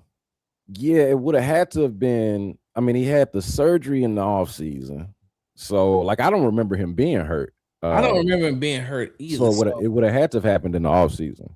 Because that's something. Because I'm like, were the Rockets privy to that information before they signed him? And don't get me wrong, I like Doe. You know what it is. Even though I give him a hard time about being from Dallas, but one thing that I like about Doe, man, is that he gonna do whatever it is you need him to do, and he ain't afraid of nothing. He's not afraid of nothing. So you put him on the court, he's available. I mean, I'm sorry, you put him on the court, and every situation he's in, he's like, hey, look, this ain't something I ain't never been in before. So I like him, and at the time, like you said, you're looking at another defender. You're looking at a guy who could also hit the corner three, but you go out and you give him that type of money, and I'm saying to myself, wait a minute. What? Why? Oh, okay. I get it. I guess because B, he's also 32 years old, and that's the one thing. So, like on the Unguarded podcast, hosted by Big Sarge, along with Fred VanVleet, NBA champion, and Crash Out Quest. On the Unguarded podcast, wherever you get your podcast. Yeah. B, that's one of the things I asked Fred. I said, hey man, you're 32 years old coming off a major injury. What gives the fans the hope that you're gonna come back and you're gonna be playing to up to the caliber of what these Rockets fans are looking for? Like, I was like, I mean, at 32 years old, you're coming off a major injury. People just can't think, oh man, Fred's gonna come back healthy. I was like, you got older, you've been in the league for 10 years. And Fred looked at me and he was like, man, I'm in the best fucking shape of my life, hand over heart. So he was like, no, I am. And I was like, well, you're gonna have to come back on the court and prove it, which is the same thing. I'm saying that to say that I feel like DFS is going to have to do the same thing next season. And so both of those guys, older guys, has been in the league for a while, coming off of those type of injuries. You're hoping that DFS can come in and be healthy, and then you can push that, Alexander Walker, what could have been with Alexander Walker out of your mind, and focus on what the Rockets have in DFS and what they paid him for. But couldn't they have also had what's the young man's name that scored 40 for Minnesota against Denver? They traded for him from Chicago, right? Ayo Dosunmu. They could have had him, right? They could have had, like, I don't know exactly, because he ended up going for like 2 seconds. I forget the exact but the Rockets got enough in a bag to where they could have had Ayo Dosunmu. Yes. That was the thing too, Sarge, of watching from the play-in to the playoffs. I mentioned the play-in because Charlotte didn't make it past that. But you had the Bulls throwaways and Kobe White making stuff happen for Charlotte, and Ayo Dosunmu making stuff happen for Minnesota. And I feel like there's somebody else that got dealt at the deadline as well that could have made an impact. But those are the two that stood out. Chicago was tanking. They let y'all know it's a garage sale over here. Come get them. Tanking, firing they people. Billy Donovan giving up on them. Like, ain't nothing good going on over there. All you had to do was just take whatever that they had that was valuable and put it to some use. And they just didn't, for whatever reason, see. Man, I think Ayo Dosunmu could have done wonders for this team as an extra ball handler, as somebody that could put the ball in the bucket as well. Kobe White, a similar thing. So, and look, we thought, a lot of us thought this at the time, and I think it's also easy to say in retrospect. Those are things that they probably should have done, like this idea. And I don't know how much they lean into this, but this idea that it was somehow taken away from Reed and a men's development. Nah, man, not one guy was going to take away from their development. Not one guy that was going to come off the bench. And these were two guys that were candidates to start for you. Like, and then we saw how it ended up playing out. Like, the backup guards ended up being, and look, no Aaron Holiday slander on this podcast. It will not happen. We will not slander Aaron Holiday. Jayshawn Tate has become an OG for the Rockets, but like, just being real, those are not guys that ideally would be playing playoff minutes for you. So like, okay, it results in those guys playing playoff minutes for you. Did they hurt the development of M.A. or of Amen Thompson and Reed Shepherd? No, like, these are just guys that could have helped you, point blank, period. Not to say nothing about nobody's development. These guys are developing anyway. You're putting the ball in their hands, giving them all of this kind of trust. So I think that's something that they should have done and could have done and didn't do. So now we look up, and you're going to have to, like, just eat this season, kind of like take your medicine and hope that these guys come back, bigger, badder, and better next year, all healthy and together. So, and that being said, though, that's actually going to bring me to another point, something that I was going to ask you. Do you feel like, because I think this is what we got based off of our interaction with the head coach and the general manager on Monday, okay, that they like their young core. They would be fools not to like Kevin Durant. I know there are a lot of people out there that wanted to throw that out there. Did we see Kevin Durant's last game as a Rocket? Right. Did Kevin Durant quit in game 3 by not being on the bench? Are y'all smoking rocks? Like, hot rocks too. I'm telling you, man, stay off the hard drugs, okay? And if you got a drinking problem or a weed problem, you need to stay off of that too if it's got you thinking like this. Okay? Give up dark liquor. I'm telling you, man, drink water. Facts. We need the internet to drink more water, okay? Sure. But my question to you, is this gonna be enough, Sarge? Like, and what I'm saying is, running it back with the same but healthier group, and then adding along the margins. We don't know what that's going to look like yet, who necessarily is going to be available to fill those types of Jayshawn Tate, Aaron Holiday, Josh Okogie type of roles on the team. We don't know exactly what that's going to look like. But ideally, what it does seem they want to do is supplement those roles with shooting, and then to the point we were making earlier, rise up with those young players that did play a lot this year, and then you bring back those vets on top of that. They were very adamant about, and we were there together. Tell me if you sense this as well. They were adamant about, hey, it's not just add Fred VanVleet and Steven Adams to this thing and that'll fix it. I think they were very clear on it can't just be that. We need them back, but we also need these young guys to be better. And then we're going to have to add some pieces along the margins to help improve the shooting that we had. My question is this going to be enough? Running it back with the same group, but healthier and adding along the margins. Do you think that's enough to get the Rockets from where they were this year to being in the conversations of the teams that are in the semifinals now and with hopes of going to the conference finals and championship? B, give me a second. I'm writing this down because I'm writing. I'm time stamping it so you can, because this is probably going to get clipped. We are at the hour and a half, 1 hour and 30. And you one of the few people I know I don't even have to worry about messing with your time because at all. B, basically family here. So I'm on vacation, man. B, I wrote that down because of okay. I feel like that it's a simple question with layers and layers and layers of responses. Please. Because one, and I think that you remember the question that I asked Ime about changes coming to this roster. I asked him after game 6 and he said it happened ASAP. And then in the exit interviews with him and Rafael Stone, I asked about what the dynamic of the team is going to look like next year, because last year, after the success that y'all had, y'all said y'all was going to run it back. And then you traded Jalen Green and you traded Dylan Brooks. This was after y'all said right in front of us and said it. You literally said in front of us and said y'all was going to pretty much run it back.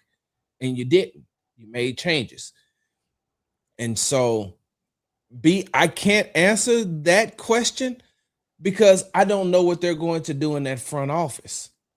If you're asking me if they're going to run it back and just go out and add, no. Not if you're not going to add shooters, you're not going to be successful in the Western Conference.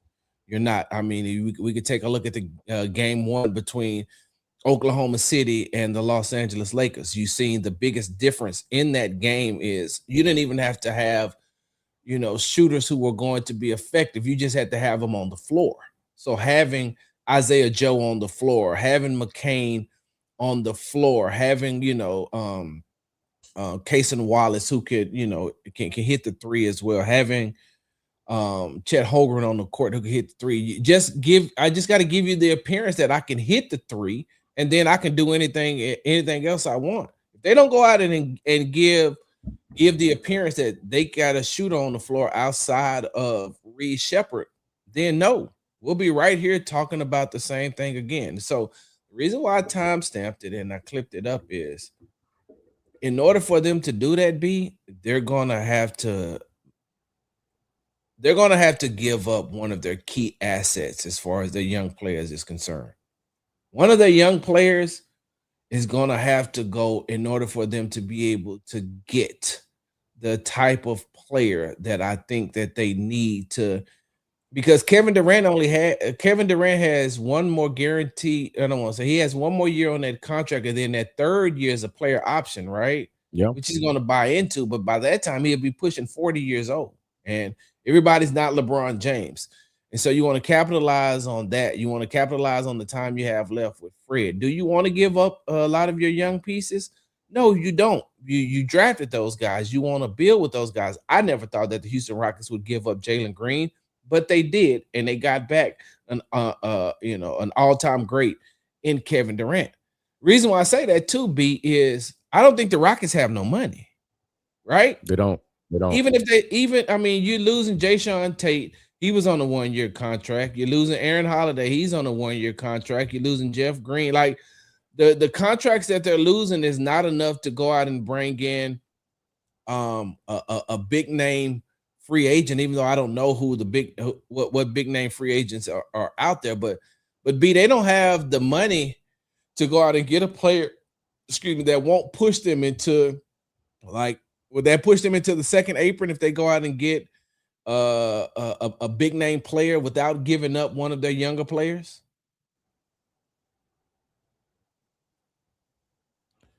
Yeah, I have to look at it, but they have some restrictions. Yeah. No, am I still here?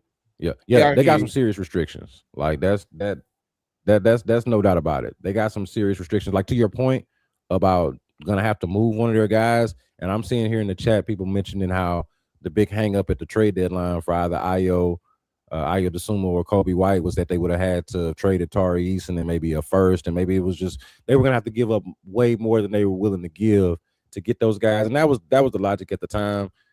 I would argue though that look, I love Tari. Okay, I'm not trying, but I would argue that when Ime Udoka talks about some of this crossover or duplicate talents and things like that, that Tari is a candidate for that. As much as I like having him around, and then also the fact that he is also about to be or is a free agent now, and restricted, so right? Restricted, so they can match it, but it's still just the idea that is somebody that you could lose for for different reasons, right? But to me, that was worth weighing. Hey, like we got an opportunity here. Western Conference looked like it probably belongs to Oklahoma City, but to make ourselves as competitive as we possibly can be, and looking forward to the future, that's maybe something that they should have thought a little bit more about. Like, it's not like, I don't know. It's not like having Tari Eason was going to be the difference in them being, the 5th seed and the 2nd seed or first round in conference finals, right? Like he was not an untouched. I'll say this too, not to ramble, but they don't have, as much as I like the young core, the uncomfortable part about, and I'm not advocating to trade anybody specifically right at this moment. What I'm saying is, by the time you got to the end of this thing, and especially with the disappointment that a lot of Rockets fans have right now, I don't feel like they got untouchable players. Like I wouldn't trade him in. I wouldn't trade him in. I would not trade him in. Okay, just being clear. He would be my untouchable player. But given all of it, okay, he could probably be gone for the right price. Sengun could be gone for, like, I'm talking about for the right established superstar. I don't feel like there's anybody. I'm not saying that that the Rockets are thinking about trading these guys, but my point is nobody was so great where you could just be like, where you just hang up the phone automatically. I feel like you got to at the very least listen and consider almost anything, and really more so talking about at the trade deadline you got to trade for a player to be that. If you're going to give up your young talent that has developed over time, you can't go out and get an older player for a short, I put it like this: you can't put a Band-Aid over a shotgun wound. You see what I'm saying? Like you can't you need a gauze, right? So you can't just go out and say, "Ooh, let's trade." Prime example. Hey, let's trade Sengun for Giannis. Okay, cool, right? However you feel about Alpi, whatever the case may be, I'm not here to go back and forth with anybody about that right now. So you trade him, and then you're going to bring in Giannis. Well, how much more basketball does Giannis have on his body? I understand that he get what he brings to the table. I'm not knocking that part, but how much more basketball does he have on his body? And now you're depending on 3 older players to get you to the promised land where you're gonna, and if it doesn't work out, now you're back in rebuild mode again. Also, be real quickly, something that we when we was talking about this young talent, I'm saying to myself, I wouldn't give up on my young talent so early. What I mean by early is, for a lot of these players, when you look at Alpi, when you look at Jabari, when you look at Tari, like those 3 players came in a time where the Rockets was actively tanking. So that's a free fall. That's just like going to the court. Hey, bro, Y'all go hoop. There ain't no plays, ain't none of that. Just go hoop. Try to win, but if you don't, it's okay too. Hey man, we ain't really. It don't matter. We trying to get. We tanking for Victor, so we just trying to get Victor. So now you get rid of them, and now you bring in Ime, and now he's finally developed a type of structure. So now you're saying to yourself, man, we finally getting these players to be where we need them to be. We're finally getting them to develop to where we need them to be. But at the same time, we need something. So once again, now that I asked you to play Ime. Now I'm asking you to play Raphael. Like, are you going to give up one of these, or are you going to find a way to make the books work to go out and get somebody who can play like that? Yeah, I think the big challenge is that you still got to build a team around them. Like, I think Giannis raises your floor and ceiling more than Şengün does, but that you still the issues that. But he needs that space too, B. That's what I'm saying. He need that space too, and he needs shooters around him, right? Like the issues that we're talking about, even though now you got a better player, which I think is the significant piece here, but also significant is that you still need to build the team around him. Like that, those issues are not solved by just simply bringing in Giannis. That part is true. Here's my pushback to the whole not giving up on the young guys so early. And I hope I'm not arguing against myself because I like the young guys a lot. But I do caution, and I wonder if both the Rockets front office, media, and fans are doing a little bit too much romanticizing of the future and what the future actually looks like. Like to me, there is somewhere in between of saying, hey, these guys haven't reached their full potential yet, but then also trying to project what their full potential actually is. And then trying to say, okay, do I think whatever that looks like is ultimately championship level? Or is it better than what these guys could bring me? Like let's say a team centered around KD and Giannis, and then me putting shooters and complementary players around that, like just building up of what we got left. Does that give me a better shot in the next 2 to 3 years than, let's say, a Şengün, Thompson, Reed Shepherd team over the next 7-8 years? I think that's a legitimate debate because Kevin Durant and Giannis, we know, are all-time greats who are still playing at all-time great levels versus these other guys who are really good young players who we're not quite sure what their ceiling is yet. So, like, to me, that's a gamble either way. And there's a legit case to be made for either one. But in my mind, I caution and worry that there's a little bit too much, just because we've all been here through this process. We've all watched these players get drafted and grow and have grown some kind of attachment to this process, that maybe we're over romanticizing what the end game. Because to me, that's the question you always got to be asking yourself. Ain't that what San Antonio doing? Where is this head? Hey, here's the difference. I think their court. I think those young players are better. Like I hate to do it. Like you painted me in a corner there. You put me in a corner. I didn't want to do that. See, I did not want to do that, Sarge. And then you threw San Antonio out there as if I don't know, and as if you don't know. Watching San Antonio, bruh, that young core is better. Now, a big part of that, okay, is because they got Victor Wembanyama. All right, like but they also got dogs at guard, and those pieces around him already fit like a glove. They have already. I didn't want to do this, but they have. They have already. The Spurs have already passed the Rockets in the developmental timeline, not just because of their record, but because of what it looks like out there on the court, man. So that's a tough comparison because you got a Hall of Fame coach. They've Popovich that's still around. I'm just saying they've already answered the questions, man. They're a lot of their questions that the Rockets still have been answered in San Antonio, unfortunately. Same thing with Detroit. With their young core. But Detroit don't have shooters. That's one of the. They don't. They have Cade Cunningham. They got a dominant big man, and they got the other twin. But see, see, Cade Cunningham is their KD. Except Cade Cunningham is 24 years old. You know what I'm saying? So like the superstar here has an expiration date. The superstar over there does not.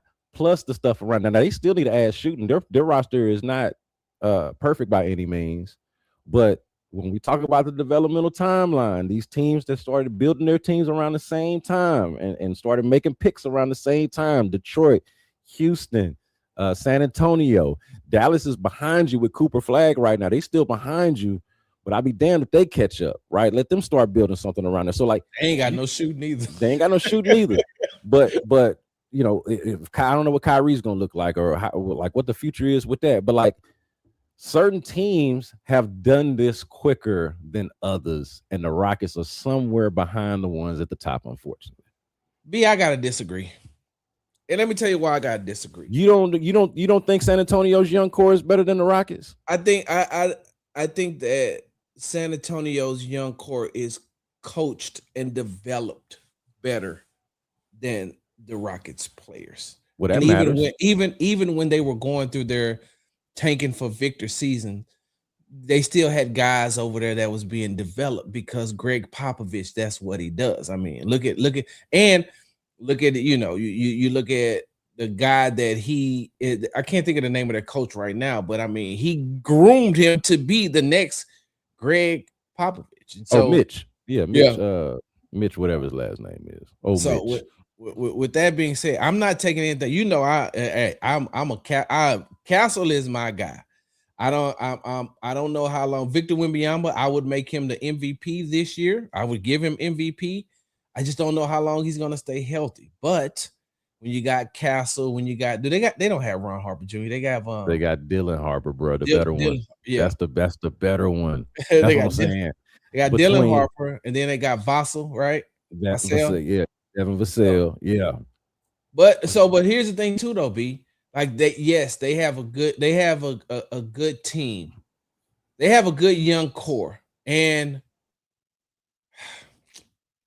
see now you add. I just got San Antonio fans back on my side after my takes on Unguarded. And then they got De'Aaron Fox in the mix. I know he don't count as a young core, but as they vet. Yeah, but they don't have a bench really either, though, B.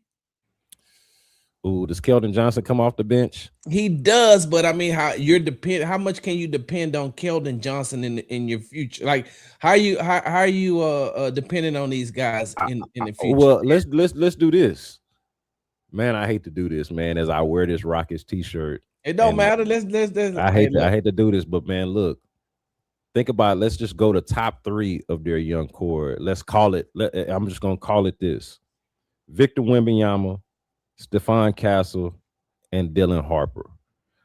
I would take that. I'm just being honest. I would take that over the equivalent of the Rockets young core of Alperen Sengun, Amen Thompson, and then I'm gonna say whether you want to throw Reed or Jabari, probably Jabari based off of accomplishment. They might go Reed based off of projection, but either way, I think I'm taking that core. And Vic is doing a lot of the work there, but Dylan Harper is gonna be nice. Stephon Castle, we both already like and acknowledge is nice. I would take that, bro. I would take that over, and that's just the top 3. That's not adding in whoever you leave out between Reed and Jabari, and then add Tari in there. And then for the Spurs, it would be like. After that, it would be like Vassell and I don't know, whoever else you want to throw in there. Hey, clip this up too. I mean, I get it. I understand. Victor is a walk-in. Like, I mean, his nickname is the Alien. He is the walking mismatch, the misnomer.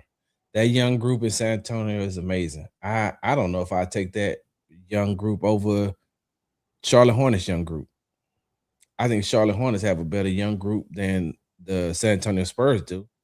Con Knippel can shoot. Brandon Miller gonna give you whatever you need, and you got a freak athlete in LaMelo Ball. Hey, look, I'm still taking the Spurs over there, but I'll tell you this. Back to the point, I take that over the Rockets too, though. Yeah, I would take both of those young cores over the Rockets right now. All I'm saying is that when you got B. When you and I was growing up, we used to have to wait on the meal because it had to be cooked. Mm-hmm. Right? We just talked about crockpot meals earlier, right? Yeah, we did. So in our day, when you hungry, you better make you a peanut butter and jelly sandwich until mama get through cooking. And that ain't gonna be for another 2-3 hours because everything is gonna be made from scratch, homemade. It's got to be cooked or baked, right? Now, if you hungry, you can have you a meal in less than 30 seconds. You can have you a meal in less than 2 minutes. You got the Instapot, you got the Instapot, the air fryer, you got the microwave, like you have the instantaneous. So all I'm saying is that yes, right now, cool. Who knows what the Rockets young core is going to be and what we'll be talking about in 2 or 3 years. We could be saying, damn, they went out and they got such and such, and now look at them. They have, became this team. Because I like I say, the biggest thing in this, and when it comes, especially when it comes to San Antonio, and even though I know San Antonio played good without Wemby when he was hurt too. They played good. They played a lot of bad teams too, B. But when they was on that winning streak, they played a lot of bad teams with a lot of bad records. But I still say I'm still giving. I will say San Antonio has a very talented group. I'm still giving the Rockets the edge. And the reason why I say that, B, is because the Rockets played, their young group played the whole season without their leader. Imagine what this young group could have been if Fred and KD was on the floor. Like, they play without a point guard. Right? You just talked about De'Aaron Fox. De'Aaron Fox is a really good point guard. So they're playing with a guy that can, like, they had nobody to put him in spots. Yeah, an all-star point guard. Not just good, very good. An all-star point guard. Yeah. So yeah, you seen that in the chat? Yeah, man. Look, so is that true? Yeah, I got a notification in the middle of this episode. I had to put my glasses up on my head now, man, because I got so stressed about that. Like, I know we get ready to talk about the Texans, but like, yeah, I mean, we don't have to spend a lot of time on this, but we did. I got the notification, and looked like the Athletic, ESPN, all of the the usuals. Carlos Correa. Let me go ahead and find this real quick. We doing this live. Carlos Correa out for the season. I think they said he got a torn ligament of some sort. Ligament. Yeah, man. I saw that about a few minutes ago. Tried not to break stride, but I mean, again, when it rains, it pours, bro. I mean, not to be funny, but this does fix their infield influx problem. They're trying to figure out what to do with Isaac Paredes because they ain't had nowhere to put him. Well, glad they didn't trade him because now they're gonna need him to play third base. Because Carlos Correa is out of there, man, and Correa is this his last year of his contract? Ooh, I thought he had one more. I can look that up real quick, but I say, man, Correa, like, you and I have both been around Carlos Correa quite a bit. This dude is like, I'm talking about ultimate leader, ultimate clutch player, and somebody that honestly is kind of being wasted on a team that ain't talking about doing nothing. Like, that was another thing. It's like, man, you bring back Carlos Correa to play on a team that like has no chance of making the playoffs. No chance. All right, so Carlos Correa, he's got another couple now, so he's under contract. He signed because that's right, man. The Twins, I don't remember this, but after he signed kind of that prove it deal when he first left here, yeah, they ended up signing him to a 6-year, $200 million contract. Who got 6 years, $200 million? So no, he's on the books and he will be getting paid. Hey, Carlos 30 what? Correa. I don't remember that. How old is he? Well, this going be 31. This gonna go into his age 37 season. Damn, you giving him all that money, you didn't want to pay Kyle Tucker. You know what? That's when Pena coming back. Kyle Tucker. How about Kyle Tucker was at least how about Alex Bregman? You know what I'm saying? Because they could have got him for way cheaper, and that would have been their third baseman right there. bro. Like, and he damn, wanted to be here too. But bruh, that's my thing though, B. I'm so just like, and I like Carlos Correa. That's my guy. Talking about a team that's about to go through a rebuild. But I don't. You know what? yeah, I'm it's gonna be time. honest It's with you. time. Oh, I don't follow the Rockets. I mean, the Astros like that no more, man. I used to. I watched the Astros for the first time. Well, I've watched a couple of games this year, but I watched this series because Kyle Tucker is back. I watch when they play against Toronto because I like George Springer and Miles Straw. But man, once Dusty retired, I was like, me too. well, look, this all you got. This all you need to know. This all you need to know is for, and this is kind of related. With Dusty's retirement, the guys in charge right now are in lame duck situations. Spada and Brown. A Spada and Brown. When you talk about rebuilding, it's gonna be somebody else in charge. Like it's rubber really finna meet the road, bro. Because the Spada's in the last year of his contract, and in case you haven't noticed, they are not good enough to justify bringing him back on a new contract. Dana Brown is in the last year of his contract. And I root for brothers as general managers and all of that. I was hoping that he'd do well. However, they are not doing well enough to justify bringing him back. And so I suspect if not even at some point during the year, certainly at the end of the season, they will have a different general manager and a different manager and a whole different direction, and probably will be starting all over. Hey, a Spot about to get the Jamal Mosley treatment. We're like, we don't give a damn if you win the World Series. You gone. You gone. You don't give a damn what happened. But hey, you out of here. I'm gonna say this, and only you will probably know what I mean by this. That's why you got to be careful what you ask for. You got to be careful. You got to be careful what you ask for, and be prepared for when it's given to you. All that behind the back stuff, behind the scenes stuff to get what you want, and now look at you, Alex Cora Jr. And also treat your legends with respect. I'll say that. Treat your legends like they be legends. Is that fair? Is that fair to say? Is that fair to say? All right, so we done this a couple hours. I just want to just kind of rapid fire real quick. We're gonna have rookie mini camp practices at the end of the week, Friday, I believe. So this might be something that we could revisit in the coming weeks. Maybe go a little bit more in depth when we have more time. And again, I appreciate your time doing this. Hey man, I'm here. So the most recent thing with the Texans was the Azeez Al-Shaair contract extension. Of course, Will, about a week or two before that, got his contract extension. And a big talking point with the Texans, as you know, is the future of CJ Stroud. Not like, I don't think it's like, is he going to be here type of thing, but like, when is he going to get this contract more than anything?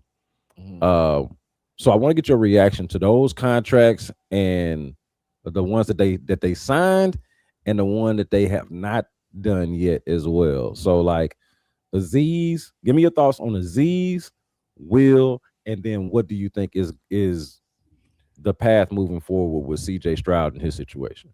Will, Azeez, and CJ. Hold on, and I'm only writing it down because hold on for a second, B. All right. Ooh. Hey, that is fire. Look, I couldn't pull that off, but that's fire though. Good for you. Look, now that we're talking about, that was for the Rockets segment. This is for so with that being said, it's a fire ass hat. Damn, bro. And I just so happened, I'm gonna tell you off air where I got this hat from. I like it. I got it because it says H-Town on it. Yeah. You got me feeling silly in my 2018 free t-shirt that they leave on the bleachers, that they leave on the seats for you when you buy a ticket to the game. Hey, B, so hold on, I got that, and hold on. Run as one. And I got this one too. I like this one too. Oh, well, let me see. Oh yeah, that's fresh. I like that. So B, I'm gonna put this hat on because I tend to talk more better about the Texans when I had this hat on. So first, shit. If they could have gave Will more money, I would have said give him more. Will is the one who deserves to be. He made All-Pro last year, right? He did. The year prior, if he doesn't get hurt in October against the Jets, remember he got hurt in the Jets game. That's the day he found out that he was defensive player of the AFC defensive player of the month. AFC defensive player of the month. And then he gets hurt. But if you look at his stats, he was on a trajectory to be all pro 2 seasons ago. And then last year he is by far one of the, I put it like this. We talk about giving Amen Thompson a max contract. Will got everything that he deserves, and he probably deserves more. I ain't gonna even lie. If I was Kyle and Hannah, I was like, hey, look, we reached out to the city of Houston, and they approved that we're going to give you your own, we're going to give you your own Russell Wilson. Some people don't know what that means. That means that when Russell Wilson was with the Denver Broncos, he had his own office. You know that, right? At the facility, he had his own office. We're going to give you your own office, and hey, man, whatever you decide, decorate it however you want to decorate it. We don't care, man. But this is yours. We call this the Will Anderson suite. That's wild. A motherfucker that wear cleats and shoulder pads to work got an office, bro. That's crazy. Let me tell you something. I ain't gonna even lie. I'd have probably asked if we could rename Kirby to Will Anderson Jr. Drive. Second in defensive player of the year voting as well, by the way, just only behind Myles Garrett. So that kind of tells you a lot of what you need to know as well. And he's just getting started. He's only in year 4. He's only in year 4. And when you go back and, because coming into the draft, there was a lot of people who had a lot of criticism towards Will Anderson Jr. They didn't think that he could be this. They didn't think he could be that. There's no possible way he would have been a top 5 pick. Even if it wasn't the year of the quarterbacks in Bryce Young and CJ Stroud, people was like, well, I mean, even if I had to pick, I still not picking Will Anderson Jr. You know how many people criticized the Texans for taking Will Anderson Jr. at number 3? Yeah, I'm sitting there saying, hey man, are y'all watching?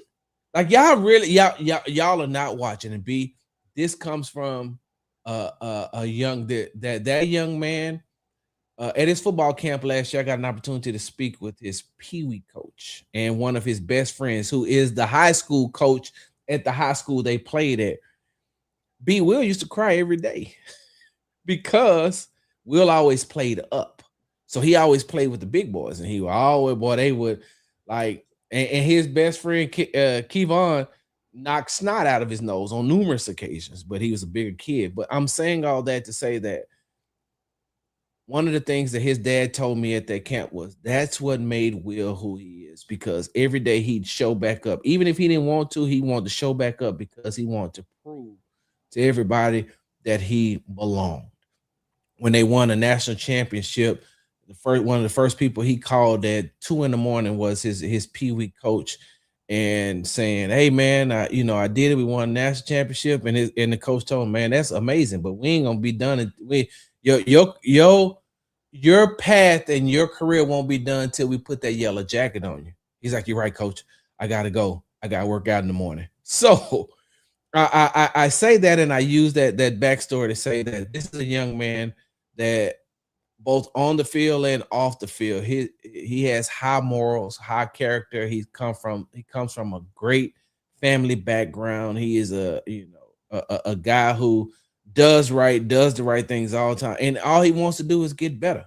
I mean, you look at who he came in with. Jonathan Grenard said, "Hey man, he's one of the best guys I've ever seen play this game." He took him under his wing and was a big brother to him. Then Sheldon Rankins was the big brother to him. Then now you have Danielle Hunter, who's the big brother to him. And now he is the one that's becoming the big brother. Remember last year, he said, "Man, this is my 3rd year. I'm starting to feel, they starting to call me Unc around here." And so I say all that before I even get into talk about the accolades and just him, on the field. When the rankings came out last year, they ranked the top 100 players in the NFL right now. And I forgot what Will's number was, but they were in Greenbrier, and we were there for training camp with them.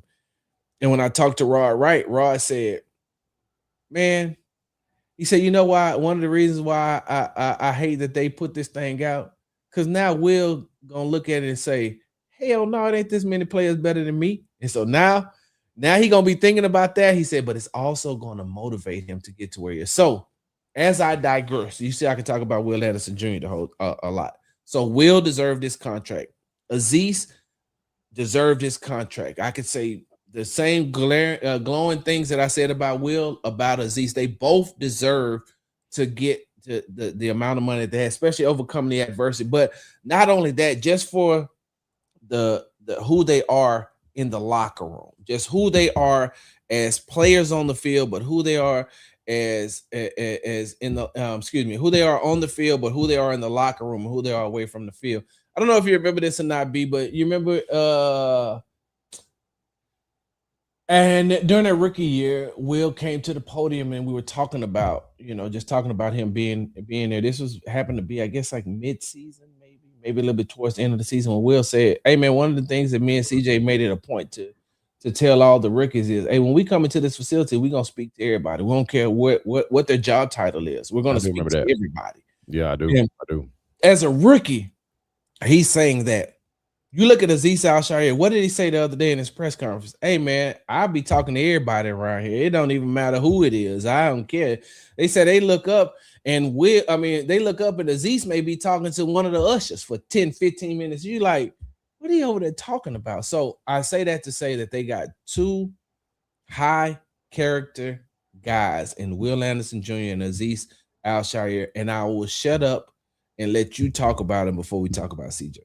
Nah, man, I think that was well said, honestly, man. Like, just well put in terms of, like, ideally you get a player that can do both, that can be high character, high value, off the court or off the field, whatever the sport is, but then also bring it on the field. And I don't know if I've ever seen a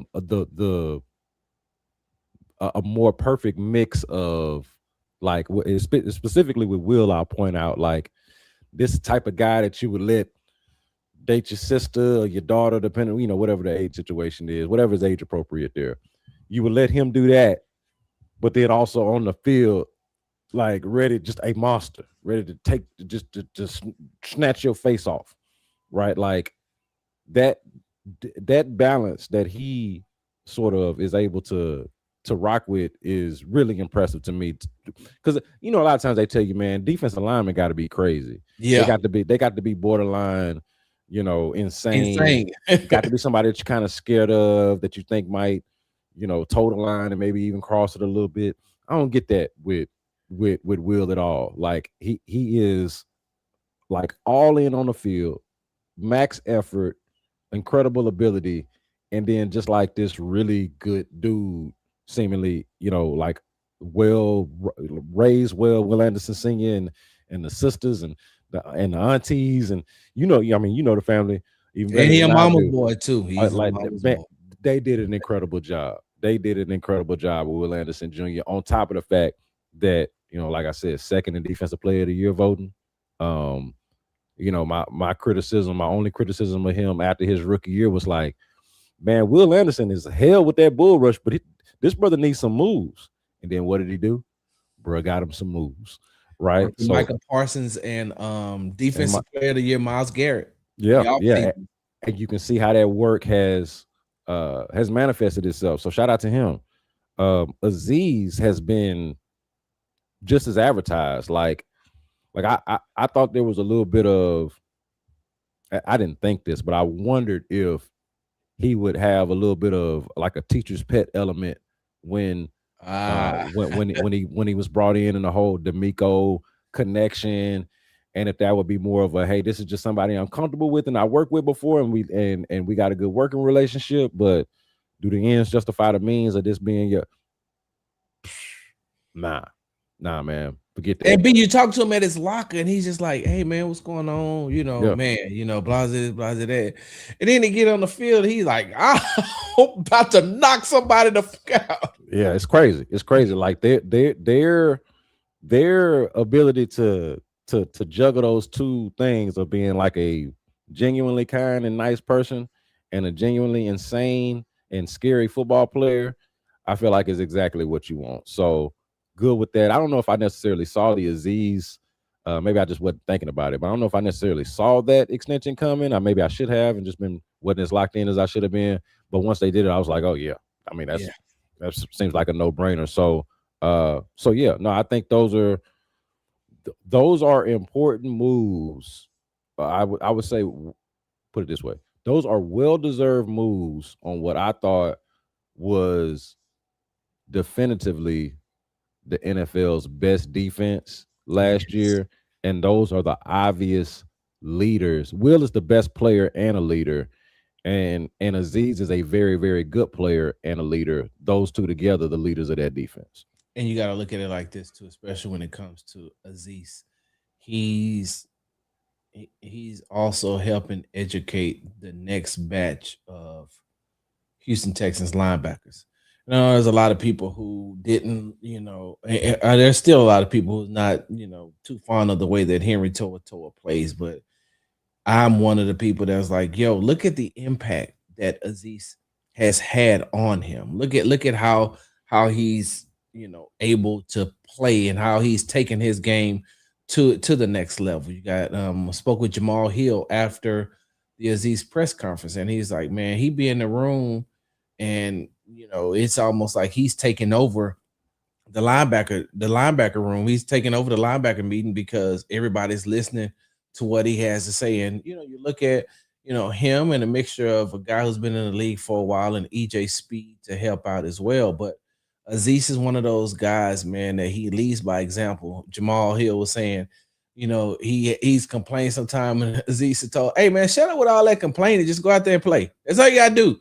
Just go out there and play. And I mean, you taking it. You can't tell him he wrong or try to come back at him, because Aziz came off of an ACL and an MCL coming out of college, went undrafted, and now he is where he is today. What is it? 10 years in the league for him? Is it? No, not 10, but it's getting there. Eight, maybe 9. 8. Okay, so but it's yeah, getting there. You look at that. So he was there in the early DeMeco days before DeMeco was head coach, right? Because DeMeco was his linebacker coach. Yep. So you got to go back that far. So yeah, so he's been here 2 years. He spent 1 year with Tennessee, and he spent a couple of years with San Francisco. So with that being said, B, we talked about Will, we talked about Aziz. I'm gonna defer, if you don't mind, because I'm interested to hear your point first before I make mine when it comes to CJ Stroud. Yeah. I mean, I can go first if you want me to. No. I'm trying to make sure that I didn't have anything else that I wanted to say on Aziz and Will before I moved on. I might have forgot whatever it was, but we said enough. That is those are signings that make sense. Now, CJ Stroud, okay, here's where I'm at on this. Like, I was as critical as anybody after the playoff performance. And I think that, and especially when it comes to this topic about paying him and all of that kind of stuff, I think what I've done since then, after some time to calm down and really think about it, it is a similar argument with CJ as it was for me with Amin, in terms of you're not just paying. This is not a conversation that you just have based off of the production that you've already seen. Now, obviously, CJ, I think you can argue, has been even more productive than Amin has, because CJ is the leader of the team that the leader of the offense of a team that has gone to the playoffs in 3 consecutive years. The leader of the offense of a team that's finished in the top 8 of its sport in the last 3 seasons, and did that in all of the first 3 seasons of his career, right? Was a Pro Bowler, was the offensive rookie of the year, his rookie season. So, like, you could argue he's got even more accomplishments and production relative to the sport than even Amin does. So the case for him is even stronger. But where I would say is similar for me is that I'm not just doing it based off of production, simply off of production. That's part of it, but not just off of production. Because I think if you did that, you could do an unfair, lopsided, and I think I was doing this at the end of the year. All right, I'm just going to admit, I was guilty of this at the end of the season because it was rough. Football or Rockets? I mean, Texans or Rockets? With CJ. Okay. Specifically with CJ, the way that season ended, okay, within the playoffs and the turnovers and all of that. I think if you want to look at it and say, nah, man, it got to the playoffs this year, man, turned the ball over a lot, and I just want to see him prove it more. Like I think you're doing a disservice to the projection of what, because you understand what I'm saying here. You're paying money for what you think this player is going to be worth to you for the life of the contract going forward, not just for what they've done for you in the past, especially on a second contract. Maybe on a guy's third contract, you're paying for both his production and the projection, right? Hey, this guy is,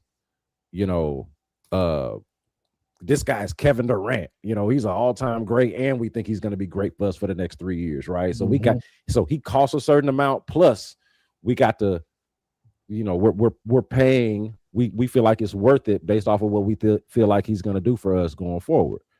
In a second contract, it's not as much simply what has he done already, but what do we think he's going to do? What do we think he is going to be? And with the quarterback position, where it's a little bit different, is like, do we think we're going to find, what is our pathway to finding a quarterback that is as good as or better than CJ Stroud? Yep. I ain't got it.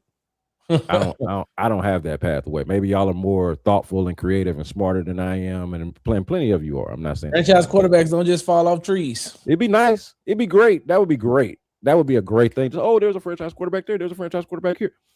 Doesn't work that way. Yeah. So long-winded on my part, just to say, I pay the man his money. It's cheaper to do it earlier than later. So I would do that. I would say the counter argument is that the contracts of a first round draft pick are structured in such a way to where you can kick the can down the road or use another year to decide whether you're sure or not. Because to me, the argument against it is this, right? It all comes down to, what do you think CJ Stroud, are you sure or are you unsure one way or another, right? So are you sure that he is a franchise quarterback? Okay. Are you sure that he is not a franchise quarterback? Okay. If you're sure that he is, you pay him, obviously. Yeah. If you're sure that he's not, you don't. And it makes it very simple. Pay him or don't. I believe in him, I'm going to pay him. I don't believe in him, I'm not going to pay him. Very simple. If there's somewhere in between there, I think that is the rationale for giving it, because I already picked up his 5th-year option, of course. So he's going to make a lot of money on that 5th-year option.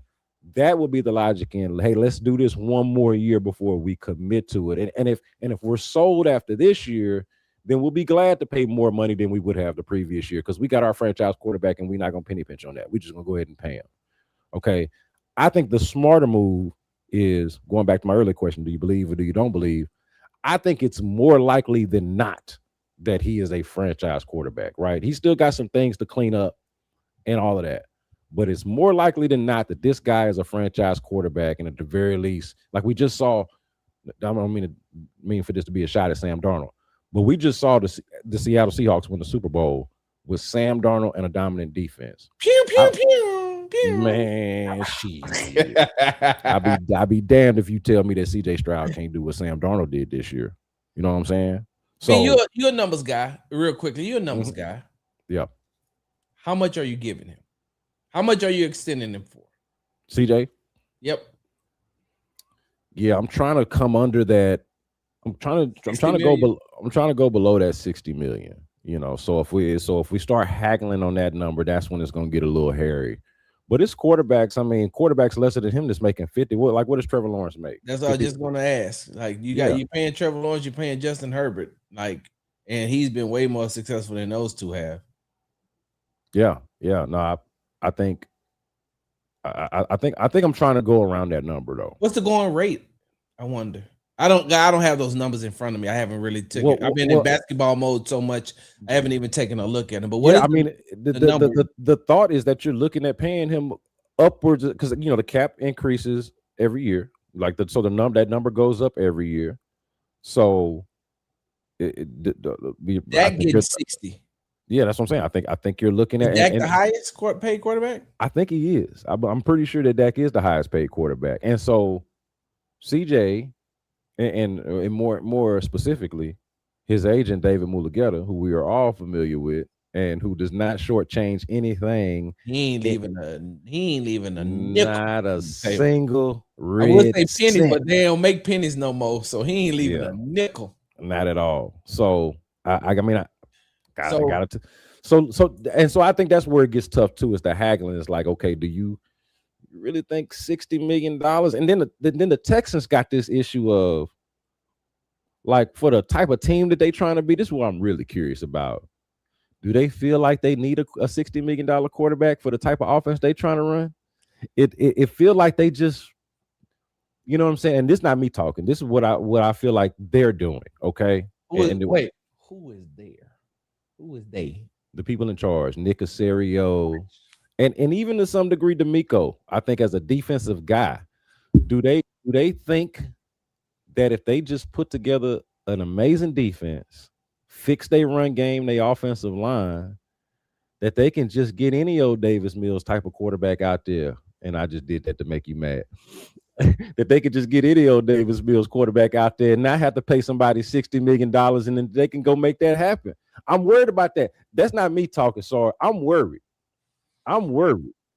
You talk me off that ledge, but I worry. Do they think that, hey, do we really need a fancy, how nice of a vehicle do I need? You know, I just need a car with air conditioning in it. You know what I mean? They thought that David Culley could coach this team. They thought that what's his name? It came after David Culley. It's about Lovey. Yeah, they thought Lovey could coach this team. They didn't realize what they had. I mean, they didn't realize that they needed somebody until they got DeMeco. Hey, look at this though. DeMeco watched the 49ers go to the Super Bowl multiple times. I don't know if they went to the Super Bowl. How many times did they go to the Super Bowl? Either way, they did have some random ass quarterbacks over there in San Francisco. Yeah, but who was their offensive coordinator? I get it. I'm just saying. You think that Nick Caley is Kyle Shanahan? Hell no. Is equipped to take that team. And hold on. So if that's the case, then you're putting a lot on thinking that David Montgomery and Woody Marks is going to also be the Christian McCaffrey type. I'm asking, B, because no, I don't think that. I don't think none of that shit charge. I think they need to go ahead and pay the quarterback. They need to protect the quarterback. They need to improve the run game, and they need to not mess around. Now, I do understand the business side of Jimmy Garoppolo. That's what you want them to come in and run the offense. I do think, like, on a serious note, I think CJ need to be the quarterback, but I do understand the logic of, hey, let's just wait a year. Quarterback is going to be paid handsomely. Let's hope he's not sensitive about it and doesn't take this personally. But let's just wait a year before we actually do it. I could see that, even though I wouldn't mess around with it. I would just go ahead and do, because I'm already sure. This is what I'm saying. I'm already sure about it. So I would rather do it now than later because it would be cheaper. If they are unsure, which I don't know what the answer is, right? They've been pretty coy with their answers. They say, hey, this is our quarterback and all of that, but there ain't no contract yet. So if they are unsure, I don't think it's the worst thing to do to wait one more year and then pay him. But then that would just be us disagreeing on being sure or not. Yesterday's prices ain't today's prices. It's a fact. And either you pay him now or you're going to pay more later. Because if you're looking and you're saying, prove it, CJ, and then he goes out and prove it, then David Mulugeta is going to pick up that phone and he's going to call General Manager Nick Caserio, and he's going to say, get Kyle and Hannah on three-way, and let's go ahead and talk about how the new facility at Bridgeland is going to be called the CJ Stroud practice facility. Yes. Because he's going to want all the money. All of the money. I say that if you can, you do it now. Not only are you because you got to show good faith as well. So, and I get it, right? These people, when we look at CJ Stroud, right, and we look at, especially this last playoff run was not good for CJ, right? The last playoff game was not good for CJ. But on my show the other day, B, I talked about the New England Patriots game. Remember, I've said this on numerous occasions, said this for the last 3 years. The Houston Texans and the Houston Rockets are the Spider-Man meme pointing at each other. Yeah, you do be saying that. Yeah, you do be saying that. The Houston Rockets went into their first round playoff matchup without Kevin Durant, their number one option. They're all-star, they're soon to be all NBA player. They had to depend on a lot of young guys, a lot of inexperienced guys. What did CJ have when he went in against the New England Patriots? What was he missing? Missing Nico Collins. Yeah, his man. number one option. Yeah. His Pro Bowl wide receiver could have been all NFL if some things would have broken the right way, but that's neither here nor there. You're missing your number one option. You don't have your offensive lineman. You lose Dalton Schultz early. That's not me giving an excuse to CJ, because CJ is the one who made those mistakes in the game as well. Though he made those mistakes in the game. But what I will say is, every year that he's played in the playoffs, and every year he's been in the divisional round in Baltimore, he didn't have any wide receivers. None. Kansas City, he didn't have no wide receivers. He had Nico. In year against Baltimore, all he had was Nico. In Kansas City, all he had was Nico. And a worse offense, probably the worst offensive line of the whole group, or the whole time period that we're talking about. So when you look at that, right? When you look at that, you have to ask yourself, and this is what I was getting to. You have to ask yourself, okay, so when it goes to evaluating CJ Stroud, and you look at what he's been able to do in the regular season, you look at, some people don't like his playoff record or whatever the case may be. Some people don't like the way he played in the playoffs. Fine, I got that part. But you know what CJ Stroud can be. You know the potential that he does have. And the one thing that he hasn't had, though, B, when it comes to when we want to really talk about playoff success, I mean, we know he's won 3 wild card games. He's lost 3 divisional rounds. But when you look at that, I take you back to the exact same thing that we talked about earlier in this show with our man Thompson. Consistency. Yeah. You're looking at a guy who the most consistent thing that he's had in the divisional round is that he hasn't had his offensive weapons that he needed, right? Yeah. And you throw in the fact too, last season, I mean, no Joe Mixon, right? So no Joe Mixon as well. So there has been no consistency with him as far as him having everything at his disposal. I would love to see CJ Stroud in the playoff game with everything. Then I'm like, okay, so however you come out of this game is how I'm really going to judge you. I have to give him a small pass for him not having Tank Dell and not having Stephon Diggs against Kansas City. You have those two and Nico Collins. You're probably playing that game at home. Yeah. So you don't have that, and you look at what happened.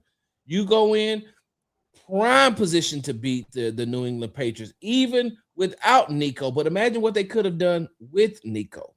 So I want to say that there hasn't been no consistency. And I keep harping on this consistency point because I specifically asked Nick Caserio this question. The one thing that you all have had over the last 3 years has been consistency on the defensive side of the ball. How much going into the draft how much of a priority is it for you to find some type of consistency on the offensive side of the ball for CJ Stroud? Because CJ Stroud is going to his 4th year. This is the 4th iteration of offensive lineman that he's had. This is the 4th offensive line that he's played in his first 4 years. Not just that, even more specifically, it might be his 4th different center. Yeah, You right. know what I'm saying? Exactly. We'll see what happened with it, but they just drafted a guy who might take the center spot. Right. So you see that, B? So now he's on his 4th offensive line. He's on his 2nd offensive coordinator. That is unprecedented when you have that man. I think the only other player that's probably went through that as far as offense coordinator is concerned is Jalen Hurts. Yeah. Jalen Hurts had multiple offensive coordinators, but you have him with Bobby Slowick the first 2 years, and now he's going into his 2nd year with Nick Caley. So in his 3rd year, where now because B, what do? You evaluate the quarterbacks in their 3rd season. The first season is their rookie season. Nobody really got tape but the college tape. You don't know what you're going to be. 2nd season, hey, you got some tape on them. Now we can throw some things at them. So you take the 1st season as an anomaly. You take the 2nd season as, hey, man, okay, so now they got some tape on you. They made some adjustment. That 3rd year is how you combine that 1st year and that 2nd year together. And now I'm evaluating you off of year 3. I can't evaluate CJ Stroud off of year 3 because in year 3 he had another offensive line. In year 3 he had a whole new offensive coordinator. So they told CJ, everything you learned in the first 2 years, throw that out of your mind. Now you got to learn this, be proficient in this. Oh, all the while, yeah, here go your offensive lineman that we're gonna give you to play with. And although they played better, and I do believe that this past offseason that they've gotten better. But think about it, B. They went out and got 2 offensive linemen that lasted how long for the one of them didn't even Cam Robinson. How long did Cam Robinson play here? I think he played 8 games. I think did he play 1 game or a couple games maybe? Right. How long did Laken Tomlinson? Not long. Ed Ingram is the only one that stuck around. Yeah. But now you went out, you got them, and you saying like, so CJ is like, CJ coming to, if I had to play CJ, I'm coming to, I'm like, shit, I don't know. Like now I gotta learn because Laramie know what I'm used to, but now I gotta put this rookie right here who gotta learn. He learned it in the NFL, but he gotta learn too. Oh, so Titus, but he played right tackle, but we're gonna move him to left guard now. Okay, so Titus gonna be different. Now who playing right tackle for me again?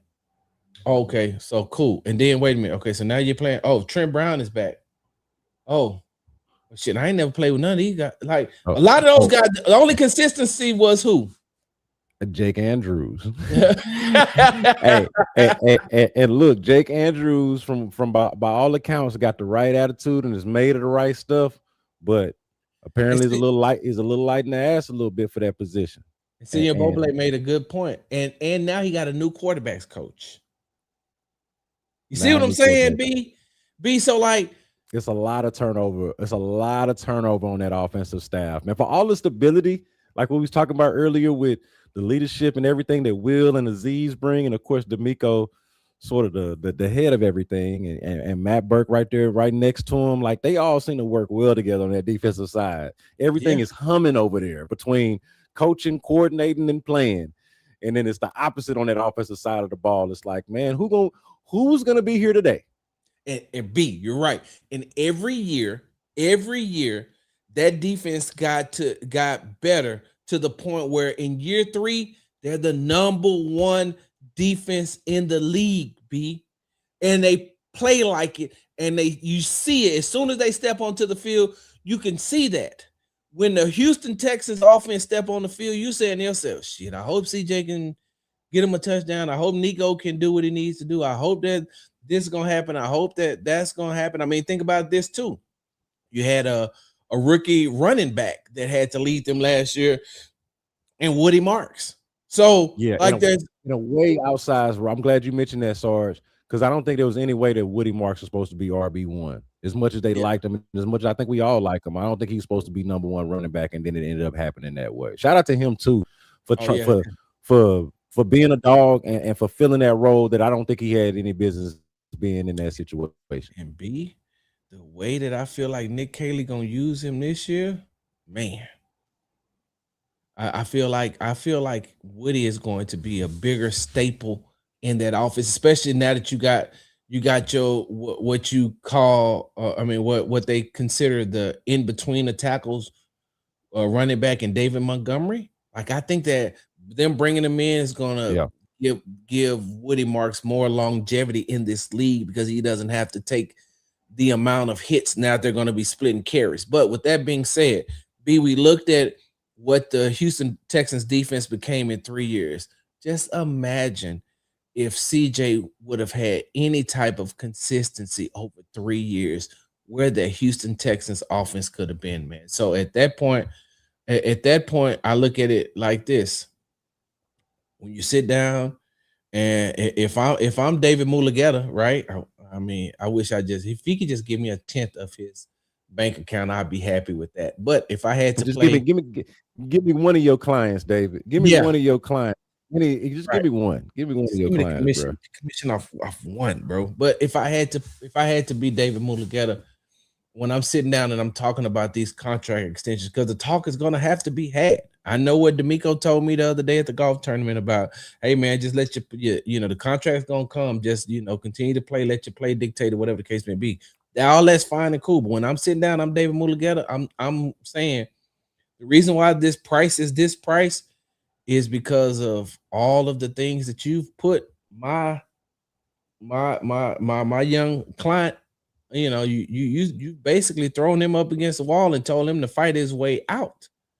Compared to on that other side of the ball, that other side of the ball is the wall, and they just, you know what I'm saying. So I'm sitting down. I'm saying the reason why the number is this: you're not paying for what CJ has done. You're paying for what CJ could be, and you're also this number is gonna this number.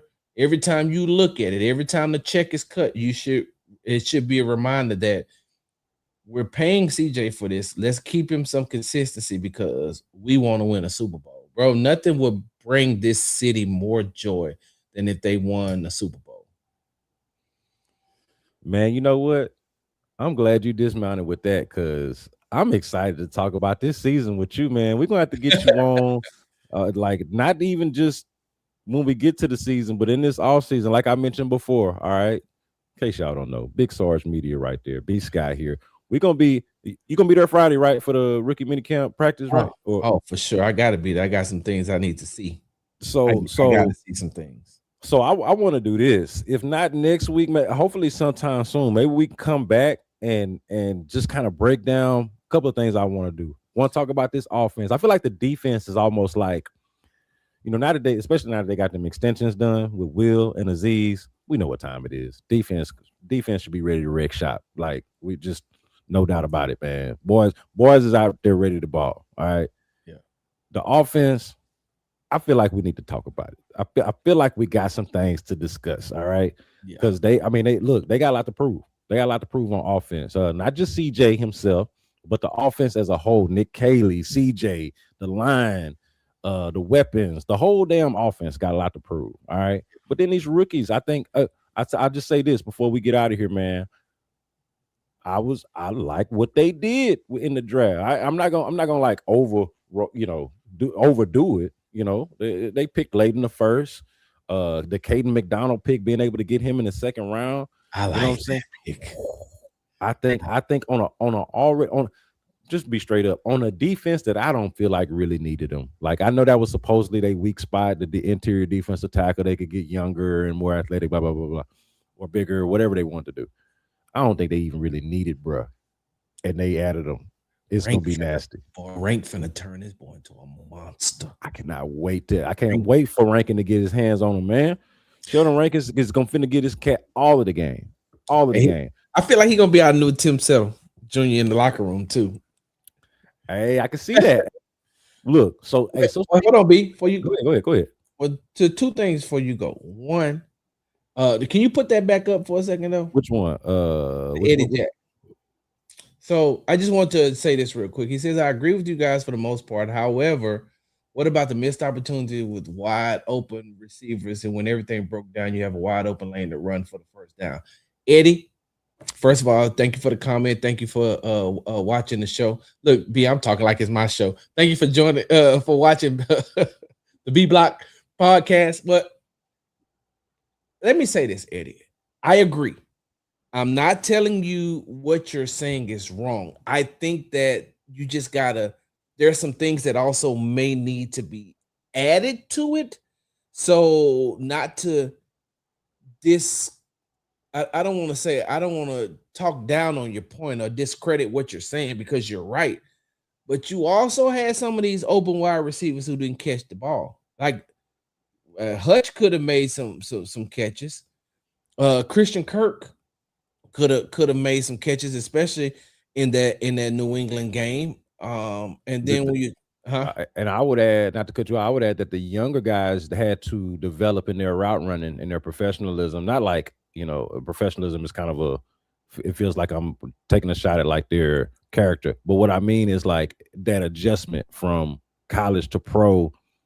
CJ was not able to rely on them rookie wide receivers early on in the season. And that was I think a developmental type of thing throughout the year. I think that ought to look much different this year. I think, and I'm specifically talking about Noel, because that's the speed guy, right? That I talk about the offense lacking speed, that being something that they really need. They got it with him, but they need to just be able to rely on him a little bit more to be exactly where he's supposed to be and to do some of the other little things that we don't necessarily look at in receiver, whether that's blocking or whatever it is. He's made of the right stuff as well, but I think there's a growth period that needs to happen there. So my only pushback would be the only way that he could be those things that you just said he needs to be is you got to put him on the field. And I feel like Nick Caley and I feel like Ben McDaniels, because Ben McDaniels is the offensive passing game coordinator too, right? Yeah. Those two guys did that young man a disservice as far as his rookie year is concerned.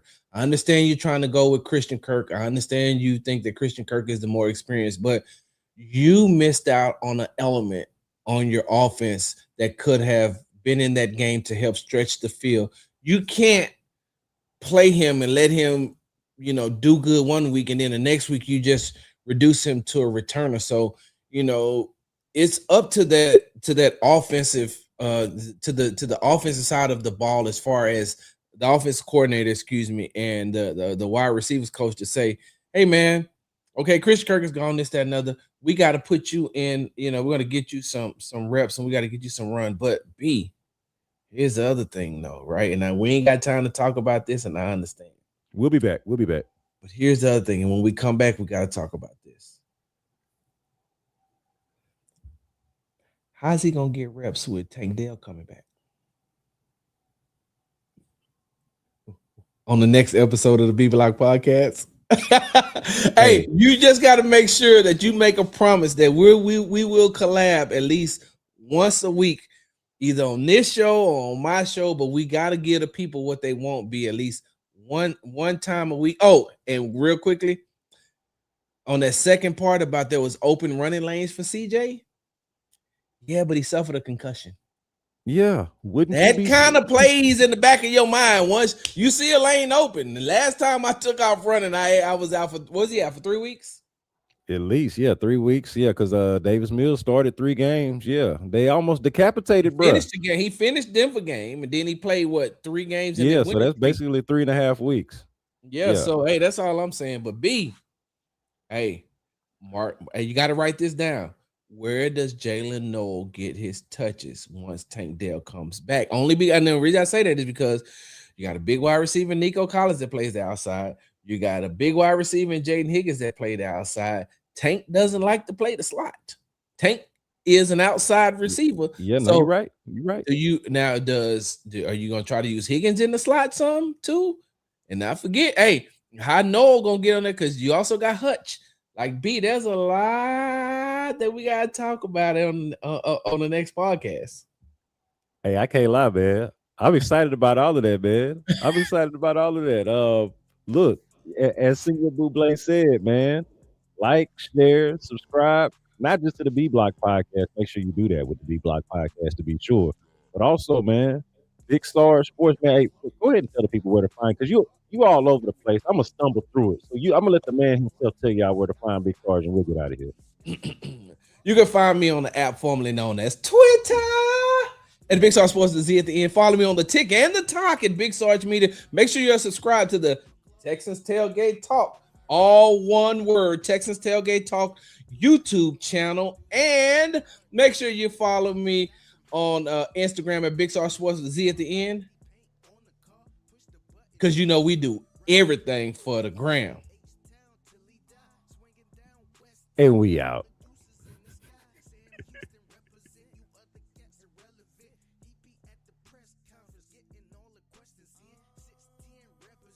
You know how he do it. Beast guy from Hiram Clark, do it. Beast guy from Hiram Clark, Beast guy from Hiram Clark, Beast guy from Hiram Clark, Beast guy from Hiram Clark, Beast guy from Hiram Clark, Beast guy from Hiram Clark, Beast guy from Hiram Clark, Beast guy from Hiram Clark.